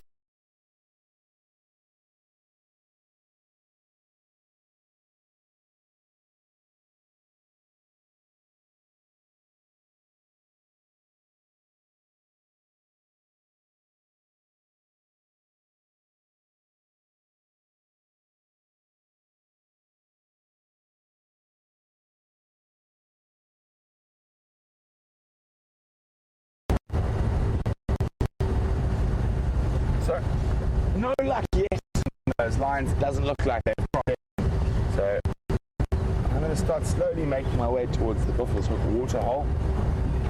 And maybe, just maybe, Karula might have popped up somewhere around there.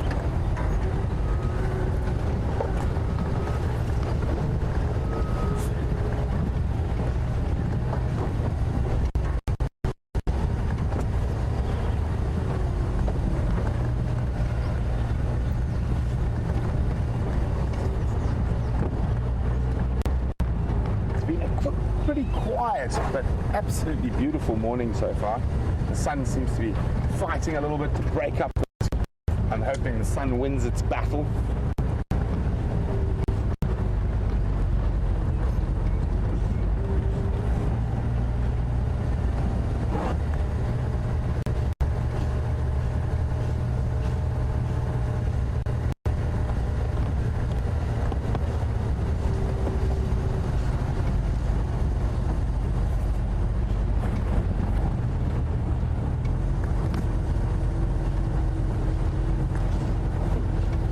We've got a host of different species that occur in the Greater Kruger National Park, but focusing specifically on the ones who are under threat or endangered. Oh, look what we found. We found a Steph, a James, and an Andrew looking very confused. I thought you're not supposed to walk down the roads during the bushwalk. No, only kidding. They're obviously just crossing the road. I think they're lost. I'll see if James has calibrated his compass correctly today. Andrew, it looks like he's trying to hide from Brian and the camera. Morning, morning, morning. Hello, Brent. How's your walk I going? believe you've been casting aspersions on my navigational ability. Only as soon as I saw you. I see. You know, I didn't beforehand. Yes, and I also believe that you have asked whether I've calibrated my compass correctly. That is correct. Just in case you get lost, you know, this is quite a big block. And Yes, quite. Well, that's why I've got security detail. yes. And how is security detail this morning? Andrew? Awesome. Move the camera away now. He looks like an alien. He does. You know, I think the reason you're battling to find animals is because they have a look at that and they run away. All right. We're going to head off towards Buffalo's Hook, last tracks of Karula. Are you sure it was Karula? According to Orbs. Yeah. So she walked a long way yesterday. Yeah, very long way. Enjoy. Off we go again. Vive la France. Bye. It's always fun bumping into everyone else while we're out there. And you get to have a lovely look at behind the scenes.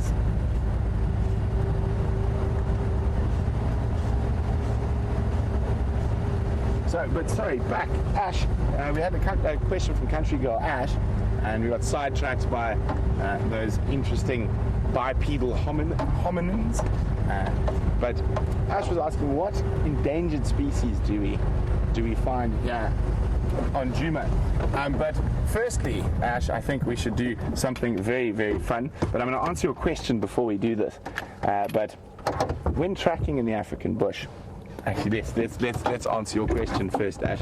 So, Ash, out of the more endangered species we get here, African wild dog and cheetah are probably the two most out of the bigger, more sort of visible species. But what we're going to do now, Ash, is, and I'm definitely going to discuss them in depth shortly. But first, whenever one is tracking in the African bush, we've got some really, really strange tracks here. And not only do we see footprints, but other things we find in the bush left by animals. And this is left by a particularly small hominin who's going to be wondering where his binoculars are, again, for the second time. He wasn't sure where they were yesterday, but James, binoculars? So we find all sorts of strange tracks out in the African bush and leavings of other animals. So we have leavings of a James Henry at the moment, which we'll just return to him quickly.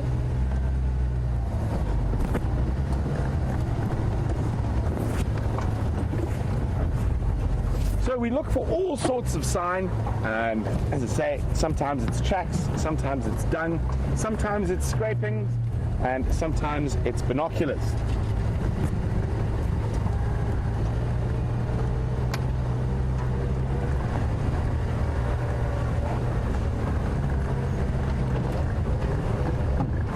Now, hopefully he looks suitably embarrassed while we hand these back.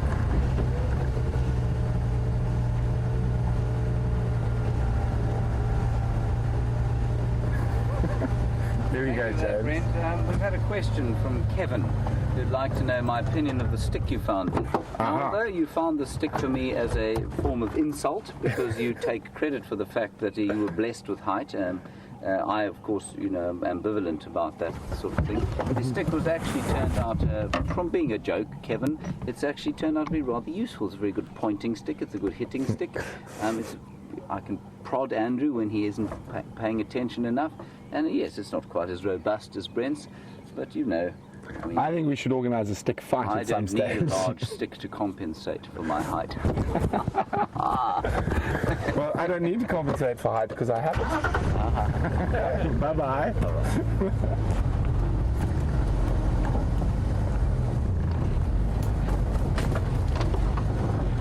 So we'll let them carry on, see what else they can find. So, Country Girl Ash, speaking about endangered species in this area, as I said, the two most sort of visible and the bigger of those endangered species are the African wild dog and the cheetah. The African wild dog is the second most endangered canid in Africa. There are only roughly about 4,500 left in the wild. There's a couple of reasons for this. They are very prone to canine diseases like rabies and distemper. Oh, some more primates disappearing down the road. A large group of vervet monkeys.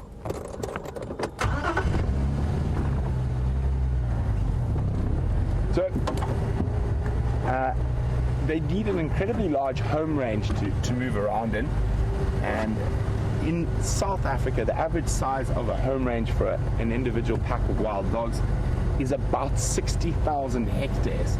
To give you an idea, that is the whole size of the Sabi Sands Game Reserve. So the whole of the north, the whole of the center, the whole of the west, and the whole of the south. So incredibly large area for a single pack.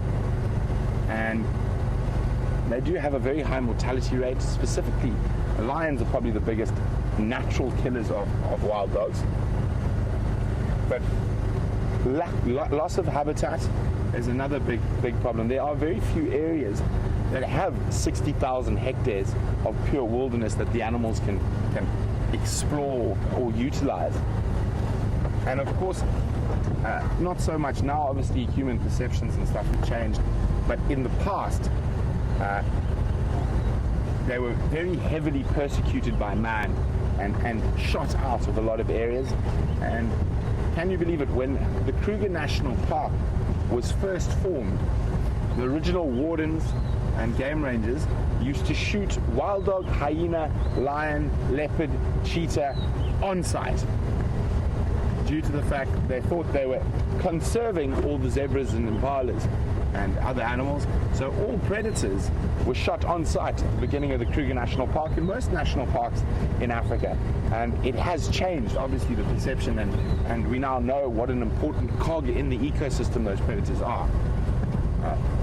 Cheetah's a bit more of a complicated story, and strangely enough, the largest meta population, which means great big population of cheetah in Africa, is the Greater Kruger National Park.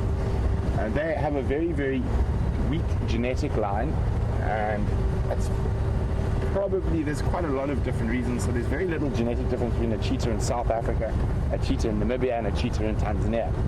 And they reached a genetic bottleneck about 10,000 years ago. And some researchers say from genetics they can work out there were only 8 cheetah left, and all other cheetah spurned from that. I haven't read completely 100% about that, but I don't know if it was 8, but it was definitely probably less than 100 individuals that spurned the rest of the population. So that makes them, from an animal point of view, very, very susceptible to diseases. So if they do not have what happens with a lot of animals like humans, and different human beings will have different genetics that are good against the common cold, or one's good against this and good against that. And so when we breed, generally the best attributes of both adults will be passed on to the offspring. But now with cheetah, there isn't a lot of different attributes in their genetic code, so that's what makes it sometimes, or it makes it quite difficult for them to survive. Also, they've become so overly specialized that in getting that incredible speed, they've given up a lot of other sort of functions like strength and agility, so climbing trees and stuff like that.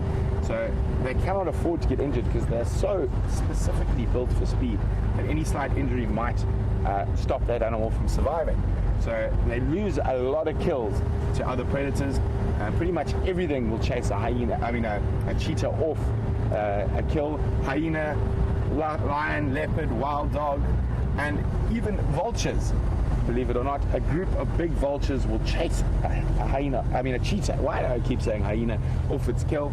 And because those vultures' beaks could do enough damage that cheetah wouldn't be able to survive and hunt again. So they would rather forego that kill, try and make another kill at a later stage, rather than risking confrontation with another predator. And out of some of the smaller animals that are endangered in this area, the pangolin, and for those who are not sure what a pangolin is, it is a scaly anteater, and they are endangered almost purely because of people. It is probably the most traded species in the world. The scales are used mostly as love charms, and they are used in African cultures, Eastern cultures, so they're under big threat from people. Fortunately, there are very healthy populations of pangolin left in places like this and in the Greater Kruger National Park and other reserves around southern Africa. But outside the big game reserves, it is very difficult for a pangolin, and they get caught very, very frequently. I'm just going to try find it. Go. And they are strange looking animals. Probably the closest thing I can describe from a northern hemisphere point of view, and particularly a North American point of view, or South American point of view, is an armadillo. But then again, still very different from an armadillo. They have scales plated like armor plates, where an armadillo, I think it's much bigger armored plates.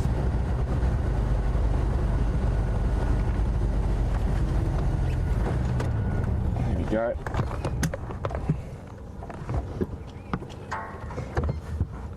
That is a pangolin, a ground pangolin, or a Temix pangolin.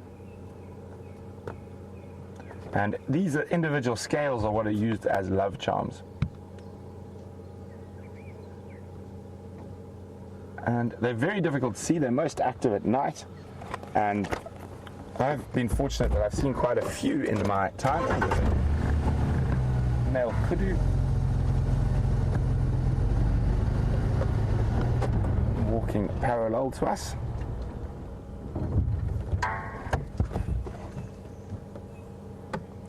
But interesting enough, there's been quite a lot of research done on pangolins in the Sabi Sands. There was a guy by the name of Jonathan Swart who did his whole PhD and masters on them. And in this area, 98% of their diet consists of one species of ant called a pugnacious ant. So, and pugnacious ant needs quite specific type of soil and ground to live in, and so you will find pangolins in quite high densities around areas that have lots of pugnacious ants. Nice young male kudu heading off into the bush to the east of our boundary. So what I'm doing is I'm checking our eastern boundary now for any tracks to see if possibly Karula, who was down in this area, might have crossed out, and if any other male might have crossed in, or any female, or any leopard for that matter. What I will try to do is later on this morning's flight, there's only really one area of Djuma where we get a lot of pugnacious ants. So I will go down to that area and we can see if we can show you them. Obviously, with a name like pugnacious, if you stand around their nests, they absolutely maul your feet. And the bite itself of an individual isn't that sore, but the bite of multiple can be quite painful and quite annoying, and they're incredibly fast-moving ants.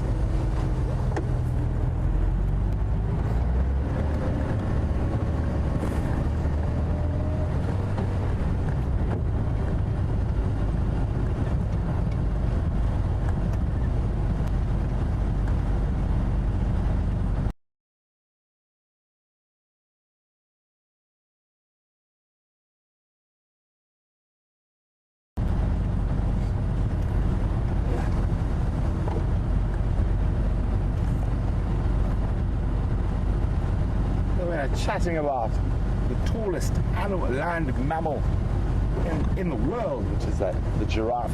And Gillian, Wisconsin is wondering how many different types of giraffe do we get in Africa, and what type of giraffe do we get here? Well, that's quite a bone of contention amongst scientists, Gilly.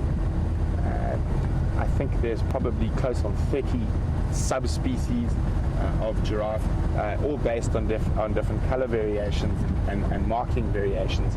The giraffe we get here is known as the southern giraffe, but I'm trying to remember, there's thorny-crofts, there's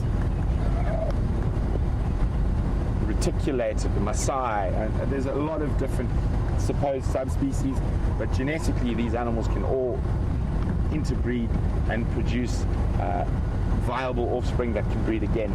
So it's probably that we've got one type of giraffe with some different color variations depending on the area,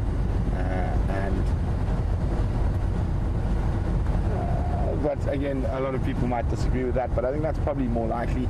It's like the fact that we've got 30 different subspecies of lions. Unfortunately, lion is a lion. Some have bigger manes, some have smaller manes, but if they all breed, they will produce more lions, and their cubs will produce more lions. So I think that's probably the case. But there's some buffalo crossing the road in front of us.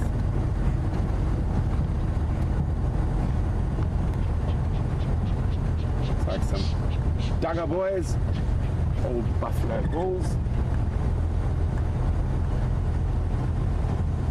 I think these guys are possibly on their way towards Buffalo's Hook Waterhole.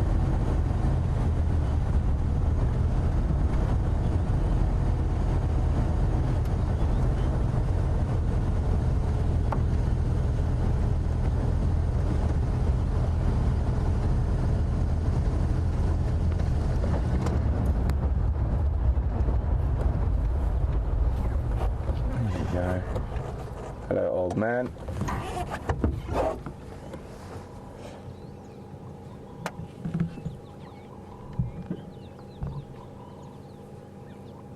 They've been sleeping up here on the crest in a slightly more open area during the night, and now they'll be making their way towards the drainage lines and water holes and to spend their day.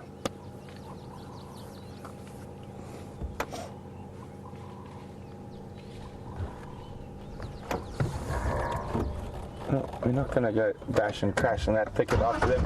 I'm hoping while we move off towards Buffelshoek Waterhole, we might find some lounging in the spa, so to speak.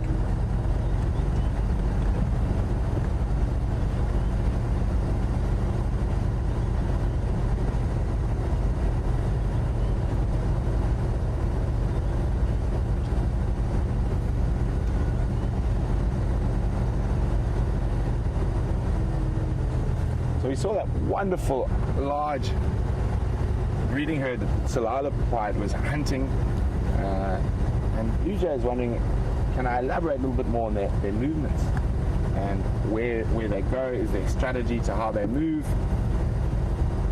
Well, UJ, it's quite an interesting thing because big buffalo herds have quite a close relationship with lions, as we've seen, and they generally need to drink twice a day, at least once a day.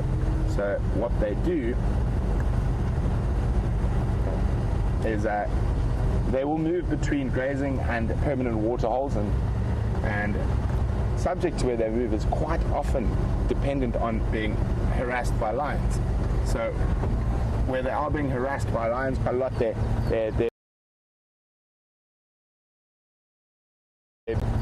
movements can be quite random in that. And this is actually a good thing because it sometimes pushes buffalo herds into areas that they wouldn't want to feed in, and that's very good for the grass and soil there because they're basically big lawnmowers and automatic fertilizers as they move through an area.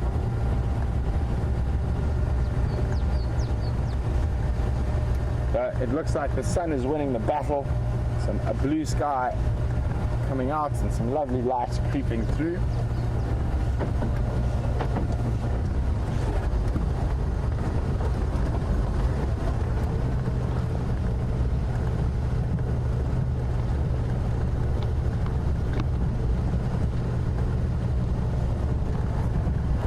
So this is an area I want to check very carefully for tracks.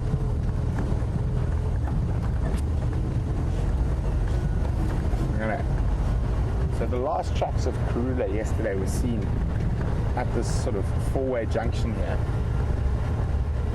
And Brian, Steph and myself walked that area completely during the sunset safari. So we're going to check a little bit further to the east now, see if she came up this way.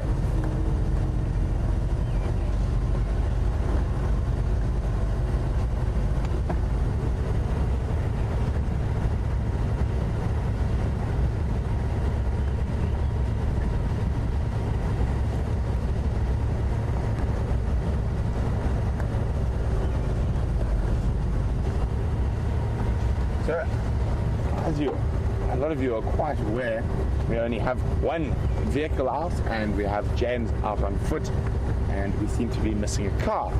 Zai in particular is saying, well, where's the other car? Well, Zai, unfortunately, or fortunately, depends how you look at it, obviously these vehicles have quite a hard life and are driven off-road and through some very difficult conditions twice a day, every day. So, unfortunately, our other vehicle, the Jigger, has had a little whoopsie. It's an electrical fault, and unfortunately, not even our bush mechanics can deal with that. And so there's something wrong with the wiring. So we've popped it on a trailer and driven it into our closest town, which is Hoedspruit, to get an auto electrician to try fix the electric problems. And we take this opportunity while we have to send the vehicle into town to an auto electrician, that we will have a big overhaul, check new bearings in the diffs and in the wheels, tie rod ends, filters, full service, and basically strip all the parts, give them a good rub and a scrub, and replace all the little things that might need replacing. So we can use that vehicle again. Hopefully we'll be back sometime before the end of the week, but more than likely it's possibly going to be back next week.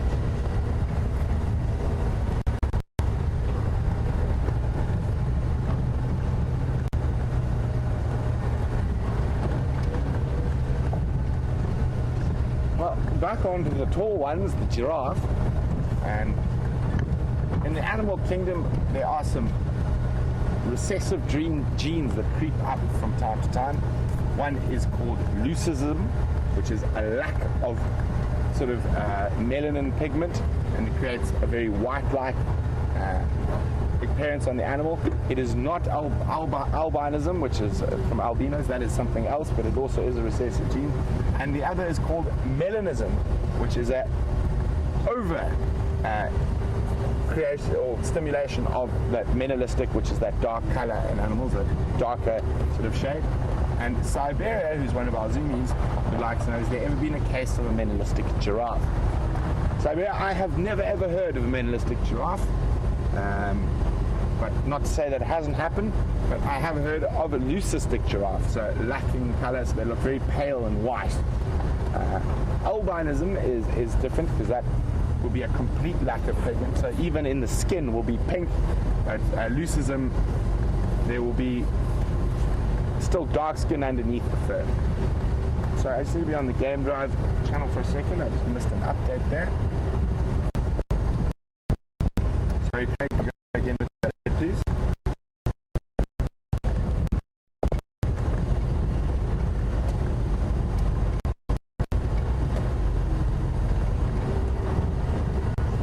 Probably thanks.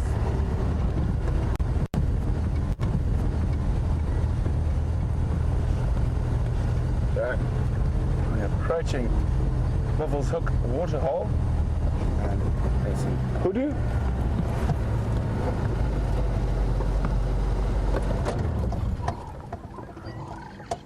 It looks like they've just finished their drink and they're disappearing back off into the bush. Oh, and there is awesome hippo, and I think it's time for the collective noun game. And who can tell me what the original colonial collective noun is for hippos? Let's have a quick look at them from up here. Oh, one looks like it's got some quite bad scarring from a fight. Let's get down lower so we can have a closer look.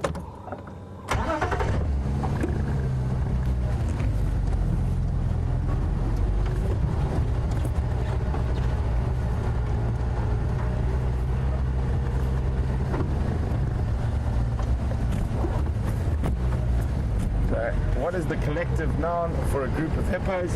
And remember, you can, if you're tech savvy, you can use the hashtag Safari Live on Twitter to send in your answer. Or if you'd prefer, you can email us on questions@wildearth.tv. And remember, guys, please tell us where you're from. We love knowing where you're from.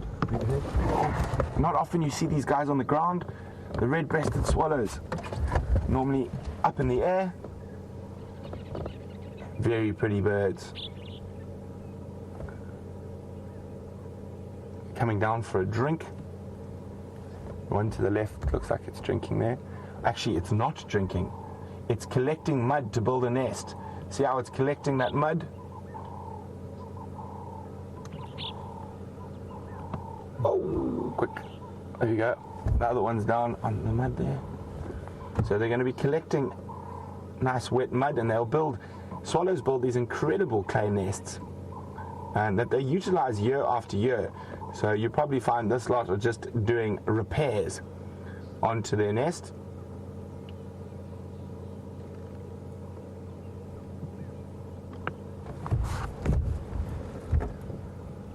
And normally in overhangs, and quite often they love to use human buildings because they're wonderful overhangs that they can build their nests on. Isn't that wonderful? It's very seldom you'll see a red-breasted swallow on the ground.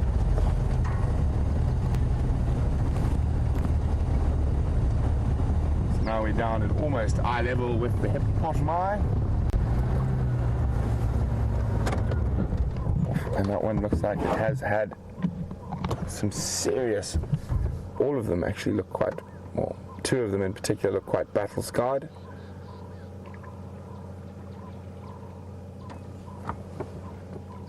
You can see their backs there.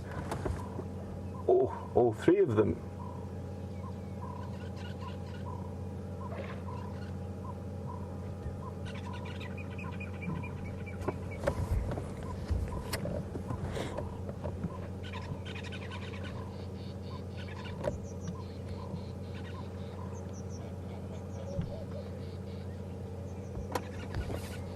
There are four there. One does seem to be quite young.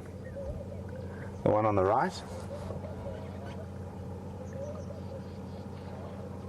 But again, carrying a huge amount of scars. And that generally makes me think they're all males. But that one on the right seems a little bit young to be out here and seems to be sticking quite close to that very battle-scarred one in the center. And it's not impossible for a female to have been in fights, but it's really unusual, and especially to have that amount of scarring.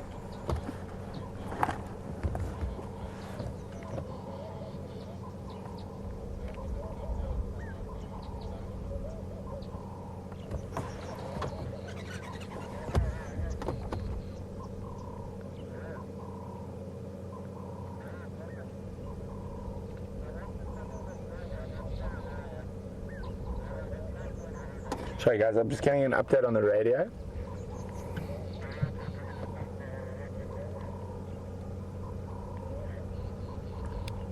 Andrew, do you know where that animal is in Arathus?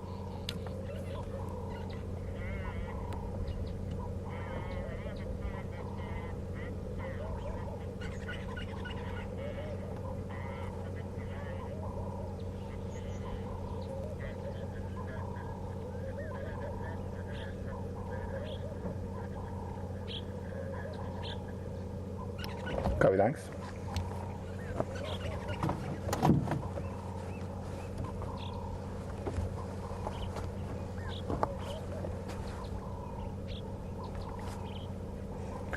So these hippos are very, very battle scarred.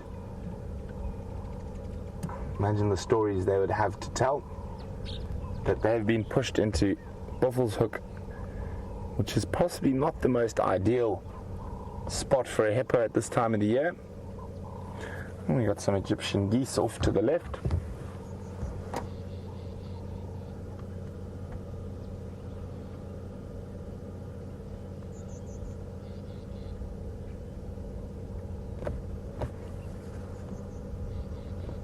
And they haven't had any babies yet, this pair.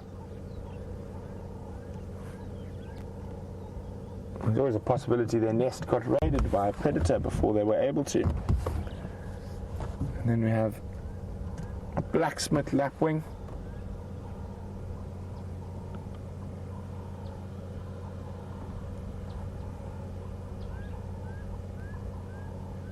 But other than that, all quiet here at Buffelshoek. So we're going to move along.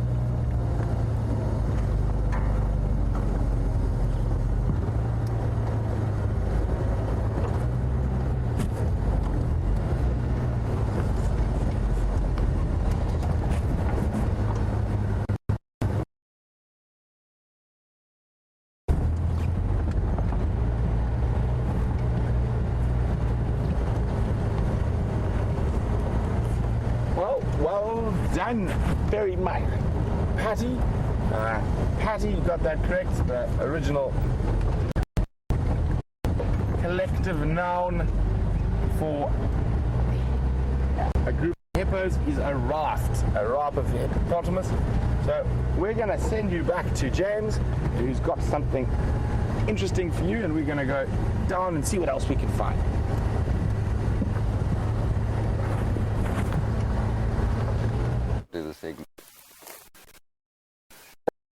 Everyone, I'm sitting amongst a beautiful little patch of plumbago plants, and they are these glorious blue flowers. They come in white as well, and I'm feeling most rejuvenated by the smell of the vegetation all around me and the sight of these marvelous flowers. They are, and if you touch them, your hands come away with a whole lot of sticky stuff on them. And I suspect, I'm actually not sure what that stickiness is. It's either the nectar or perhaps, let's have a look here. I actually think what it is the stamens that are, so the plant has got sexual organs just like any other organism, and the stamens are the female ones that the will stick onto, and I think that's probably what that stickiness is. Beautiful, beautiful flower, plumbago. I think you get different kinds of plumbago throughout the world, actually. Right, what we're going to do is move slowly up the Umlulwati drainage line as we speak. We're going to move slowly up the drainage line and see what other wonders we can find ourselves. The other thing to show you before we go into the we might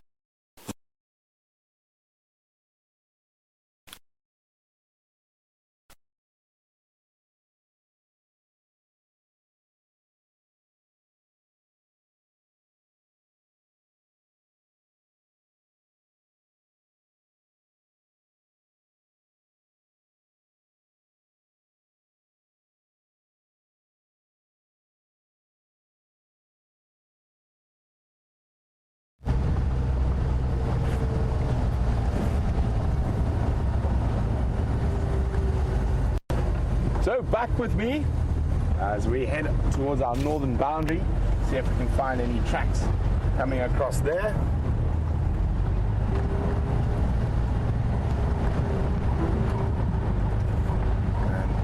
And hopefully we can have a little bit of luck.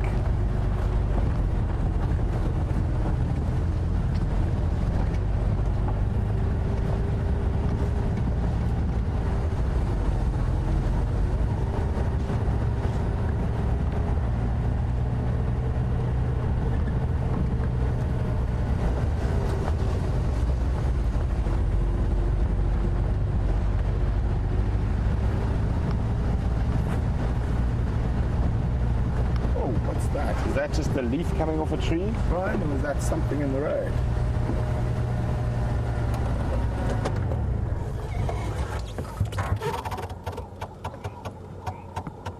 Oh, it's a leaf sticking out off a tree that looks like something in the road.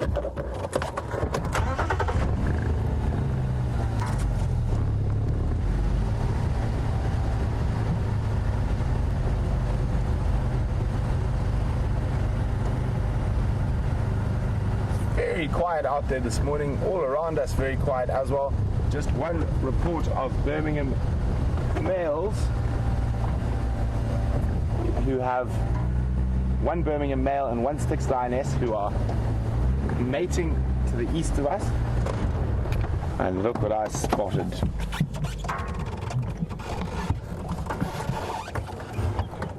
I'm just going to go grab it for everyone.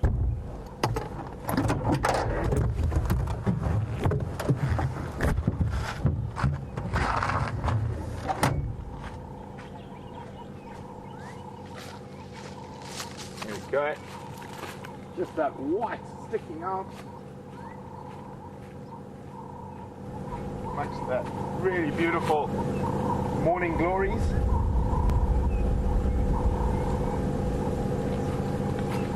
It's a little one. Very old, not smelly at all. So it's so old, all the little armored carapaces have fallen off and you're just left with the bone, and that's obviously been exposed to the sun for a very long time. But if we have a look on the bottom, there's still some of the carapaces attached.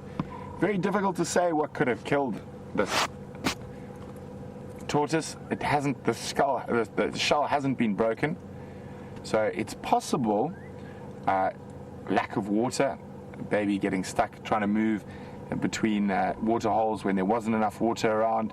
Could have been insects. Ants can kill tortoises and they can be very aggressive. So very interesting. Not sure what happened to this one, but a very nice little shell nonetheless.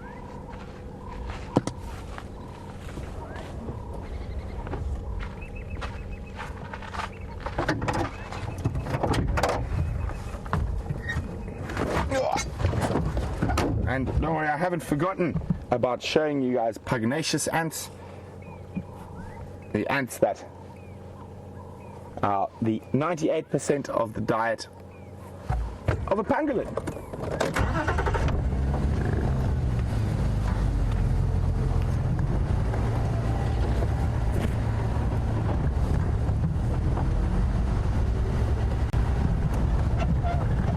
Actually, quite a lovely temperature at the moment.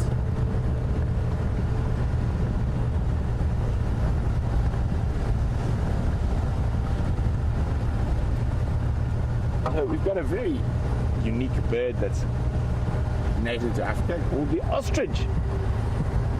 And everybody's wondering why they're not around. Well, in all the years that I've been in and out and worked in the Sabi Sands, I have seen one ostrich.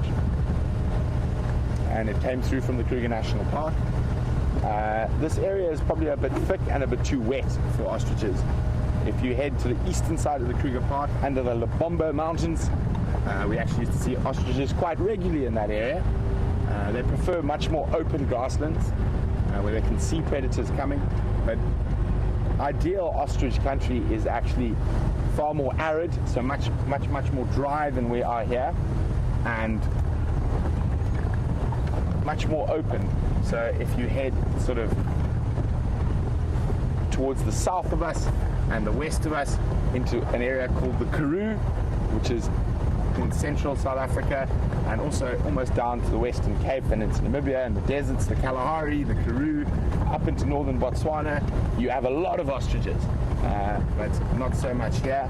And even in the Kruger, there's only very few places where you see them regularly. So they do prefer a drier country.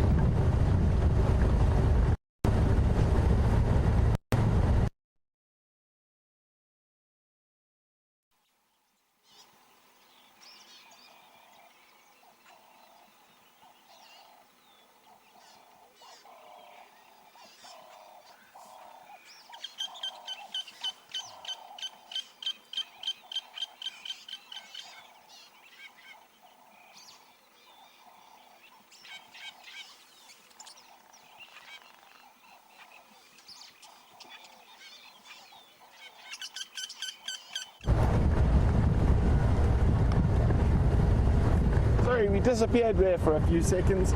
I was saying about the Karoo and the Kalahari and the Namib. So there's more dry, open areas have a lot more ostriches. But on the topic of ostriches, where in the world is the highest density of ostriches? Where in the world is the highest density of ostriches? And you remember to send your answers through to questions@wildearth.tv or use the hashtag Safari Live on Twitter.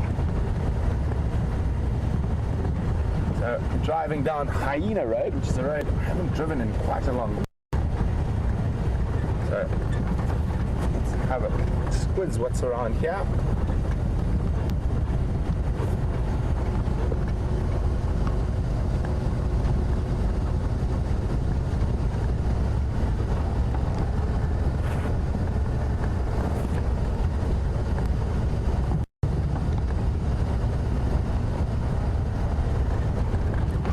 Very strange weather this morning. We're getting bursts of sun and then clouds rolling in, bursts of sun. Brian is convinced it's going to rain today. I think it's going to rain on Saturday.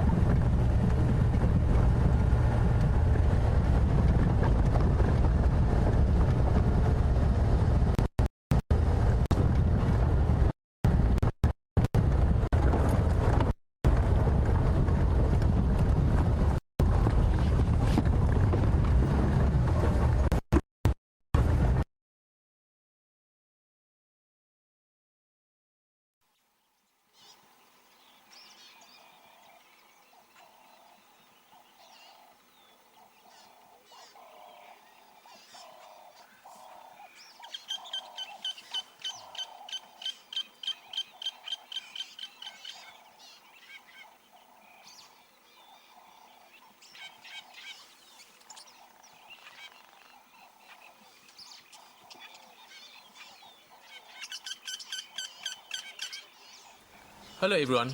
being out in the bush and being out there live has its technical challenges. We're experiencing some of that now and are working on it as fast as possible to get it sorted and get you back on the vehicle with us.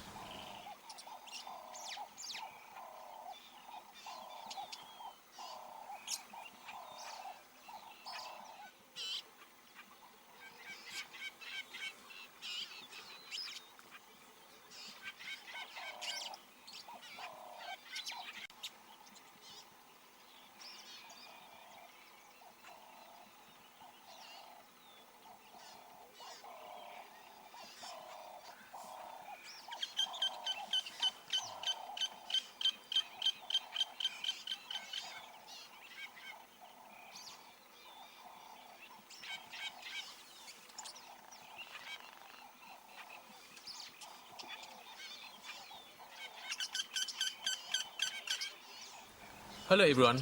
Being out in the bush and being out there live has its technical challenges. We're experiencing some of that now and are working on it as fast as possible to get it sorted and get you back on the vehicle with us.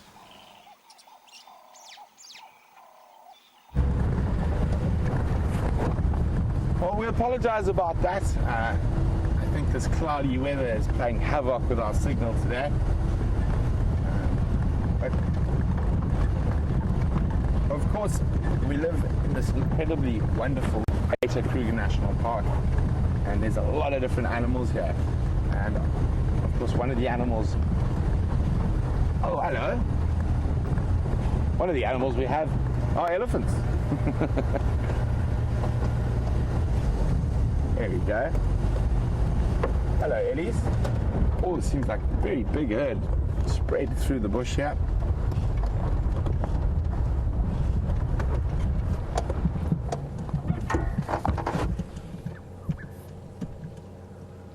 Lots and lots of Ellies. What we're gonna get? Are you gonna come say hello?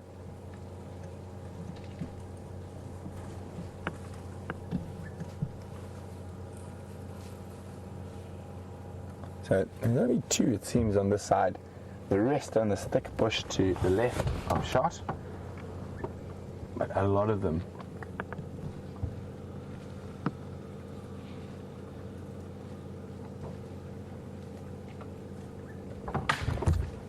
There we go, you can hear the branches breaking.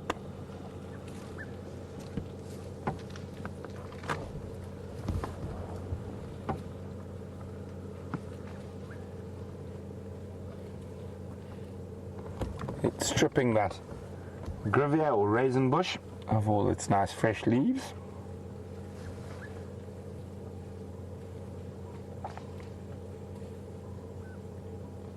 Let's try to sneak a little bit closer.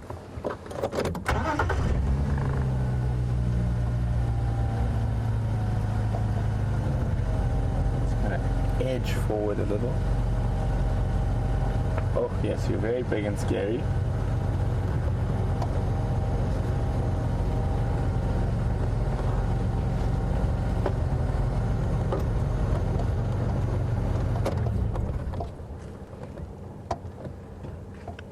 There we go. See, we're not up to any mischief.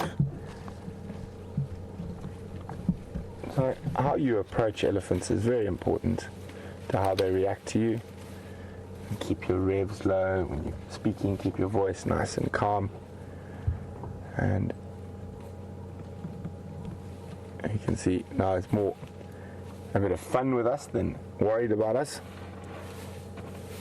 Yes, you're very impressive. You can kick dust. Bit of showing off.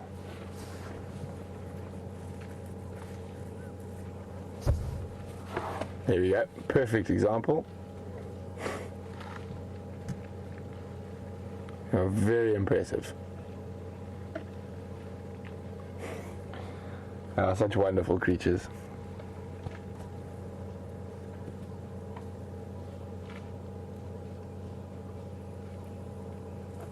So we had a wonderful sighting of that really big Ellie bull earlier, and now we're at a nice little breeding herd. Look at that, she's got a tuber, and she's popped it into her mouth. There we go, you can see it on the side, and there it is. So that dust she was kicking there was actually to kick up a tuber of some kind. Didn't see what plant she was kicking up.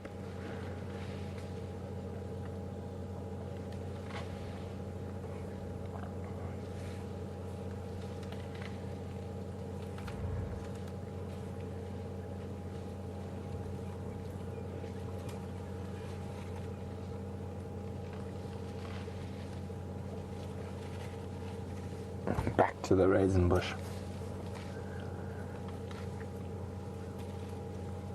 Oh. A few more popping out behind. Also kicking up some dust there. Let's see if it's also after a tuber, was it? Looks to be they're digging up tubers here. I'm going to move. So let's go. Oh, hello. Yes. We're very scared of you. Very impressive with your dust.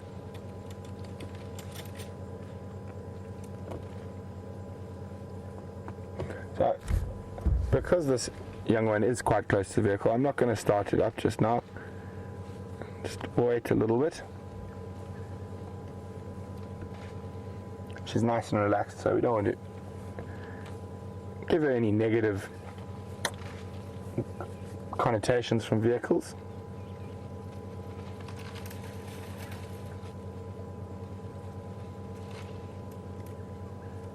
Moved on to an acacia, flaky bark acacia. It's stripping the leaves there now.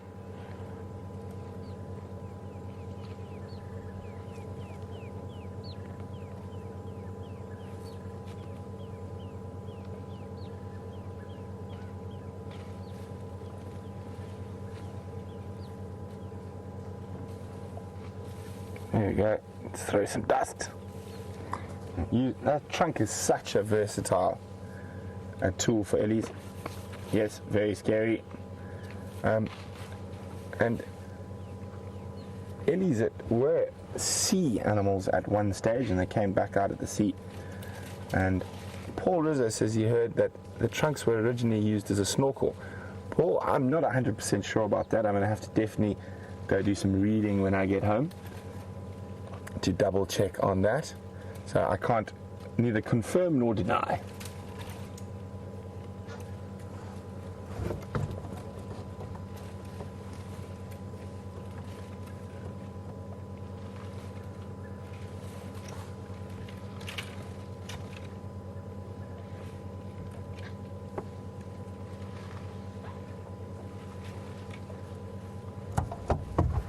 It's amazing all the different wrinkles on Ellie's. And no elephant has the same set of wrinkles.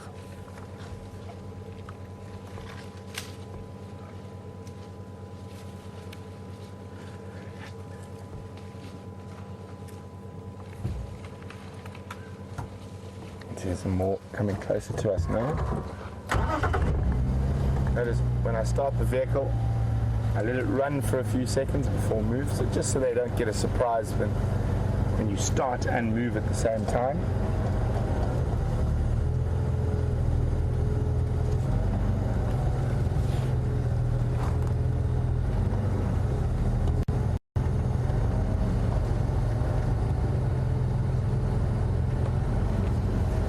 Make sure the others aren't popping out on the road behind us. Nope.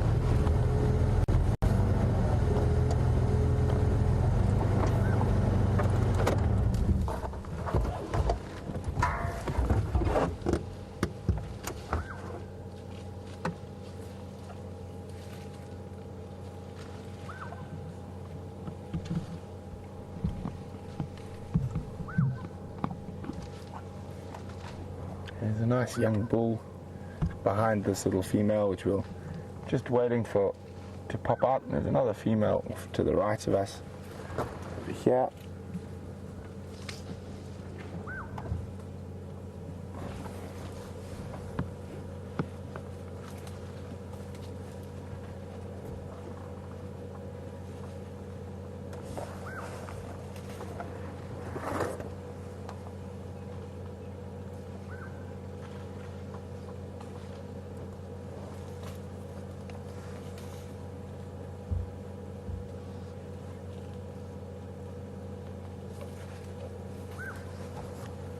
I do thoroughly enjoy spending my time with elephants.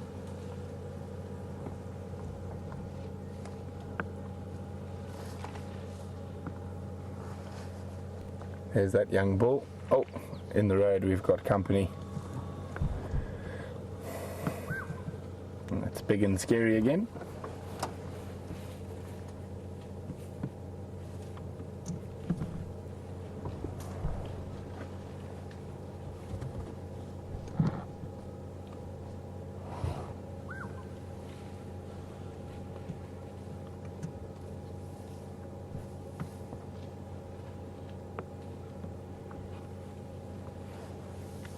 I'll move back a little bit.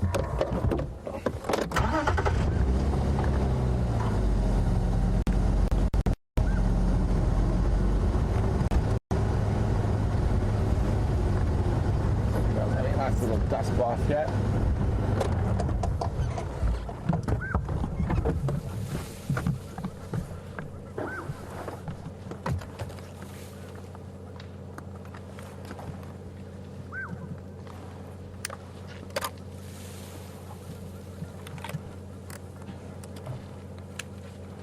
Oh, end of dust bath.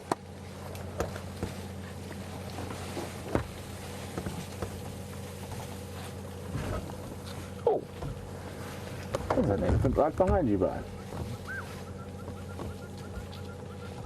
Looks like the rest of that herd are coming out on the road behind us, so I'm just going to turn around. And hopefully we'll get a nice view of them then.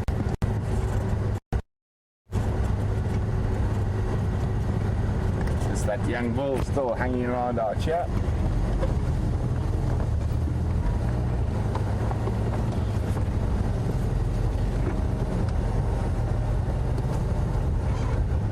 Are we, Brian?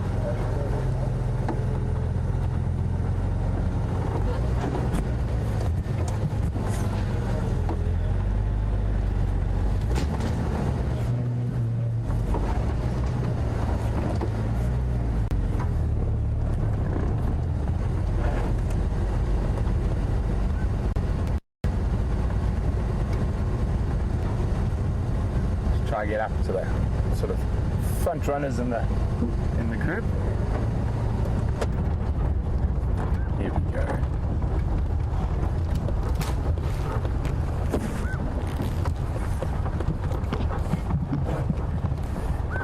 Just gonna forward a little bit more. There's still a few more up ahead, and we'll just sit and wait for them to engulf us.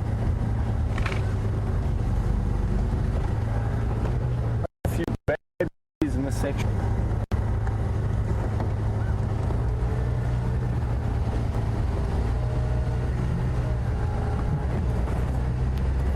Just going to go up around.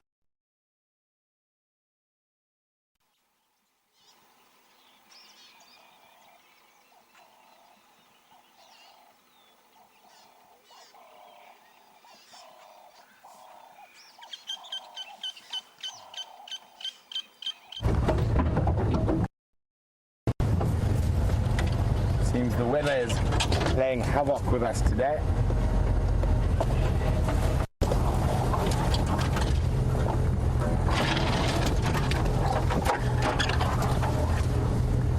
Oh, it looks like there's some tiny ones around here.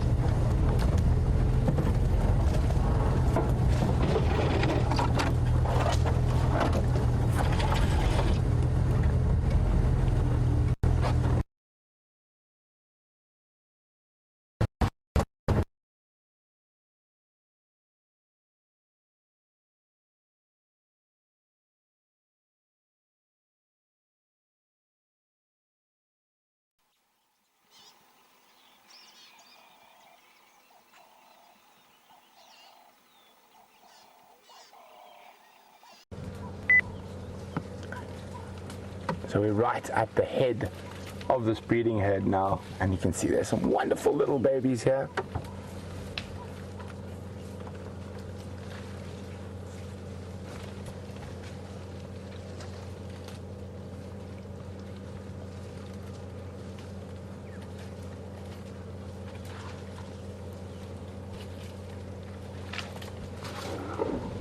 Oh, elephant argument. We can't see where that is. It's in the thick bush beyond us.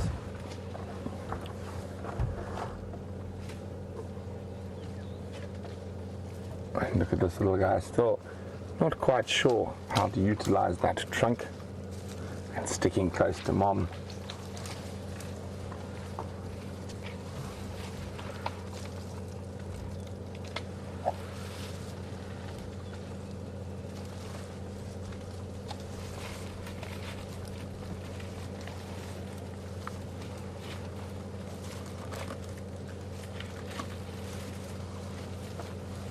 We are literally completely surrounded by elephants at the moment.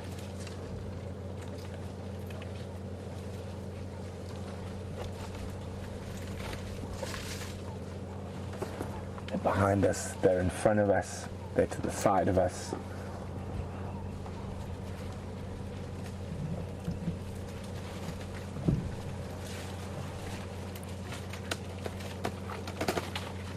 Just listen to that feeding sound all around us. And when you're on foot in the bush, that's what you're listening for, to see where the ellies are, specifically these big breeding herds, because the sound will be spread over a vast area.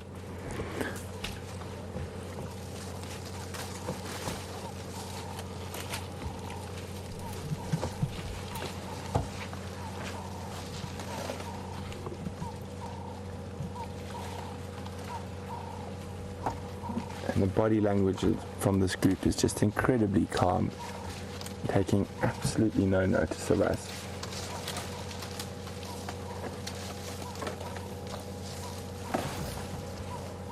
So that elephant that's in frame now, its trunk's probably 6 foot from the car.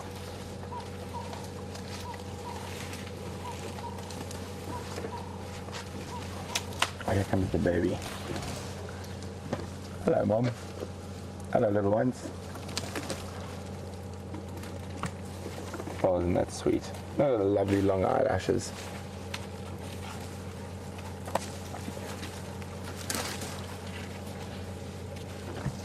A bit of curiosity. No, deciding it's safer to stay with Mom.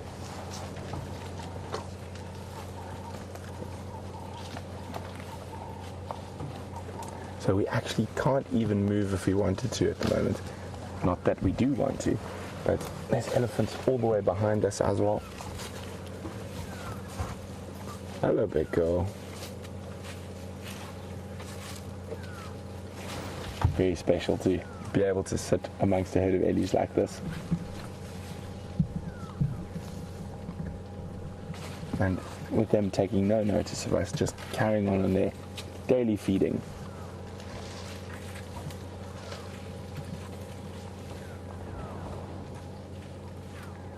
You can see it's very, very thick bush. That's why I wanted to get ahead of them, because if they went into this bush, I didn't think we were going to be able to follow them.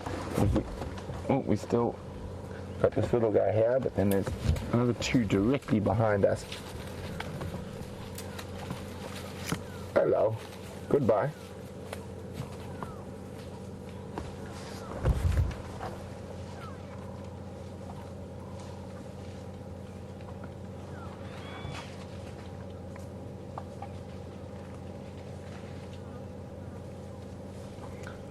Well,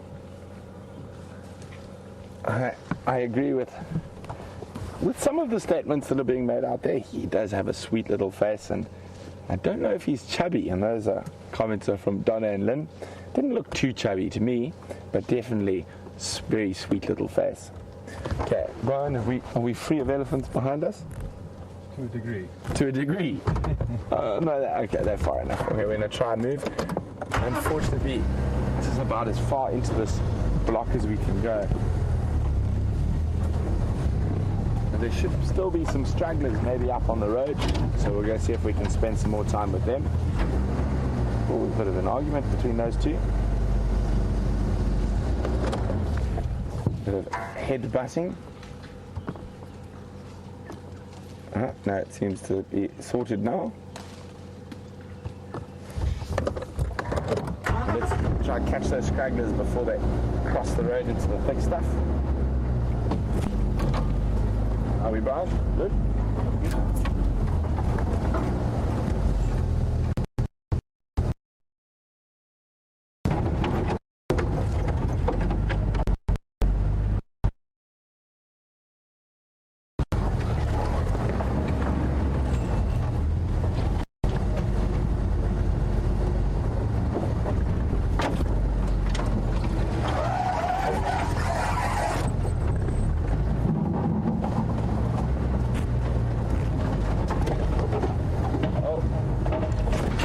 smuggler I think we might be able to catch up with.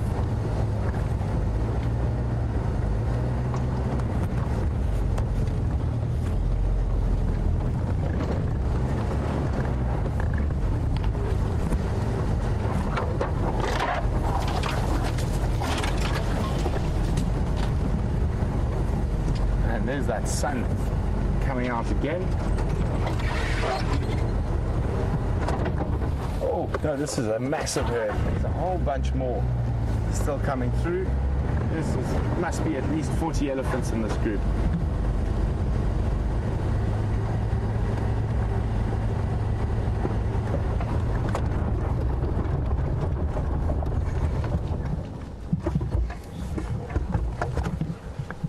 Hello, guys.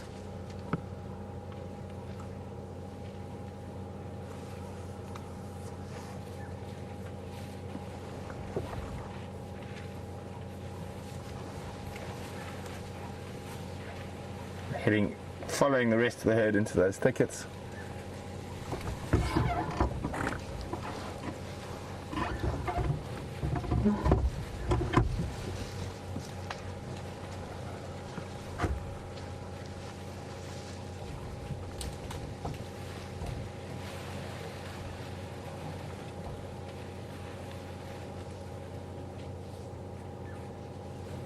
There's some young bulls still off to our right here, so I'll move forward slightly.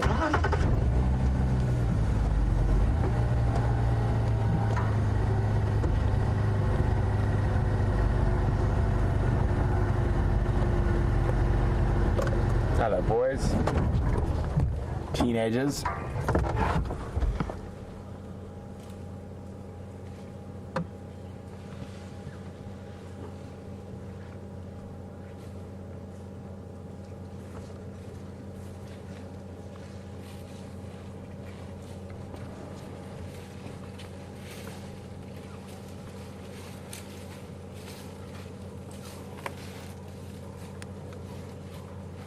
Just staying on the peripheries of the herd.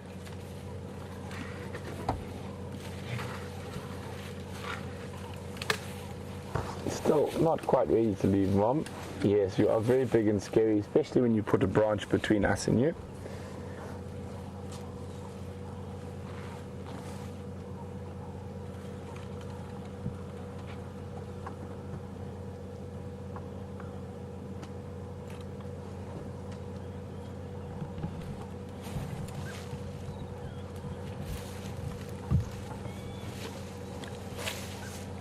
Okay, I'm going to let them move off and we're going to do the same.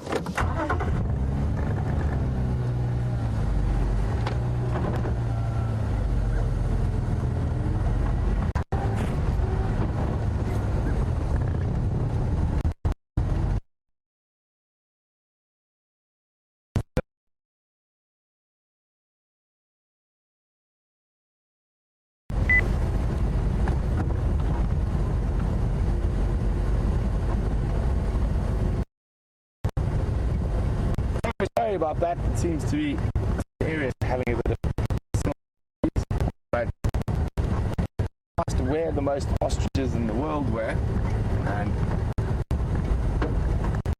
a couple of different Botswana and on ostrich farms. Well, ostrich farms is the answer, and you're not going to believe where those ostrich farms are. As far as I know, it was a couple of years ago, but as far as I know, it is still correct. The most ostriches in the world live in Texas on ostrich farms. So that's right. So who thought the most ostriches in the world are in the United States and in the Lone State?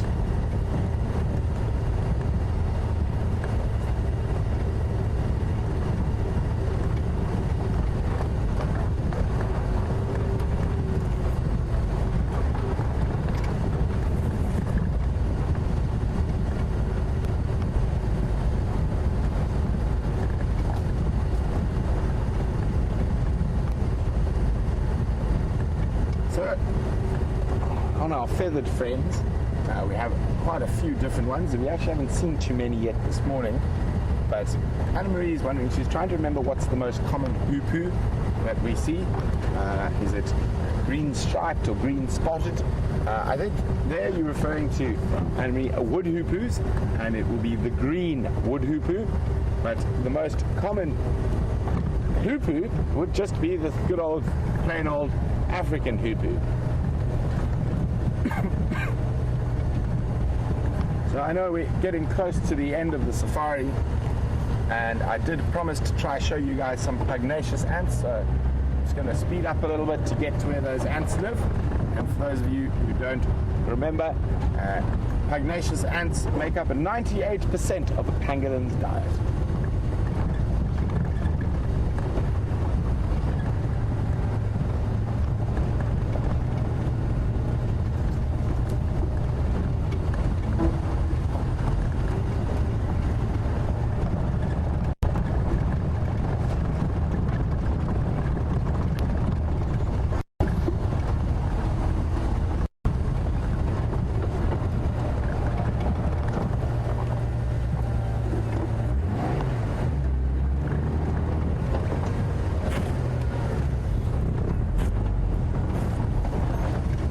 So, obviously we've been doing quite a few bush walks recently, and Naomi, who's from Gauteng, one of the capital provinces of South Africa, the home of Johannesburg and Pretoria, as well as quite a few other little towns, is wondering, is there a specific rule on what type of clothing you wear on bush?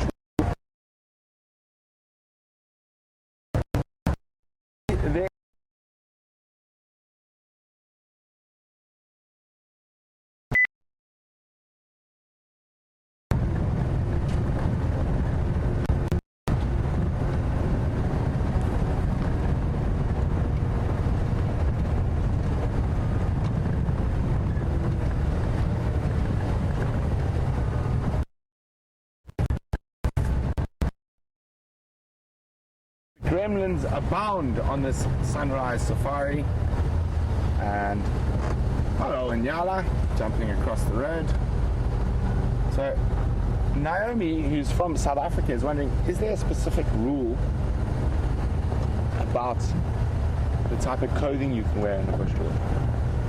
Well, Naomi, generally you want to stick with sort of darker and more neutral colors, or neutral colors, and quite a lot of that, strangely enough, is for other people not to be offended by your clothing rather than the animals.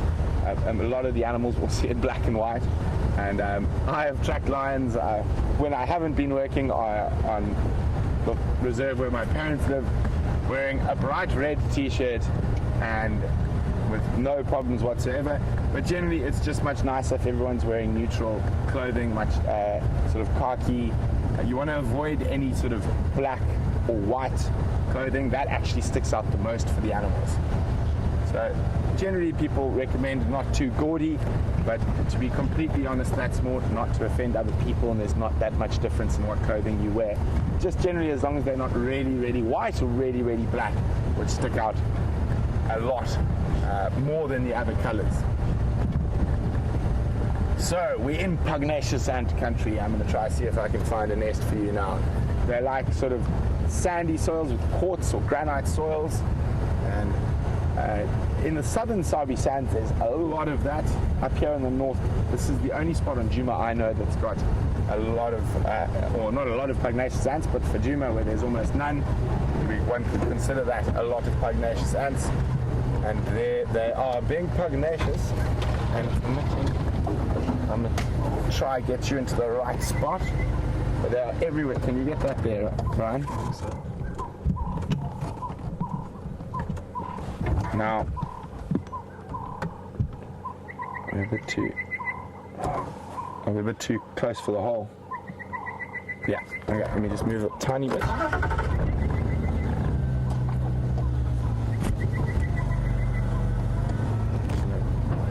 You got it? Yeah. So these are pugnacious ants, and I'm going to show you why they're called pugnacious ants. So, just keep, I'm going to do really quickly because I don't feel like being mauled by ants this morning. But if I stand near their hole, you suddenly see they speed up and then they start jumping and attacking you. So I'm going to jump myself back into the car. But so there we go, pugnacious ants, and you can have a look at them now, how they're running around like mad, trying to find whatever was causing those vibrations. You can see them running around my footprints. Where's he? Where's he? I want to bite him.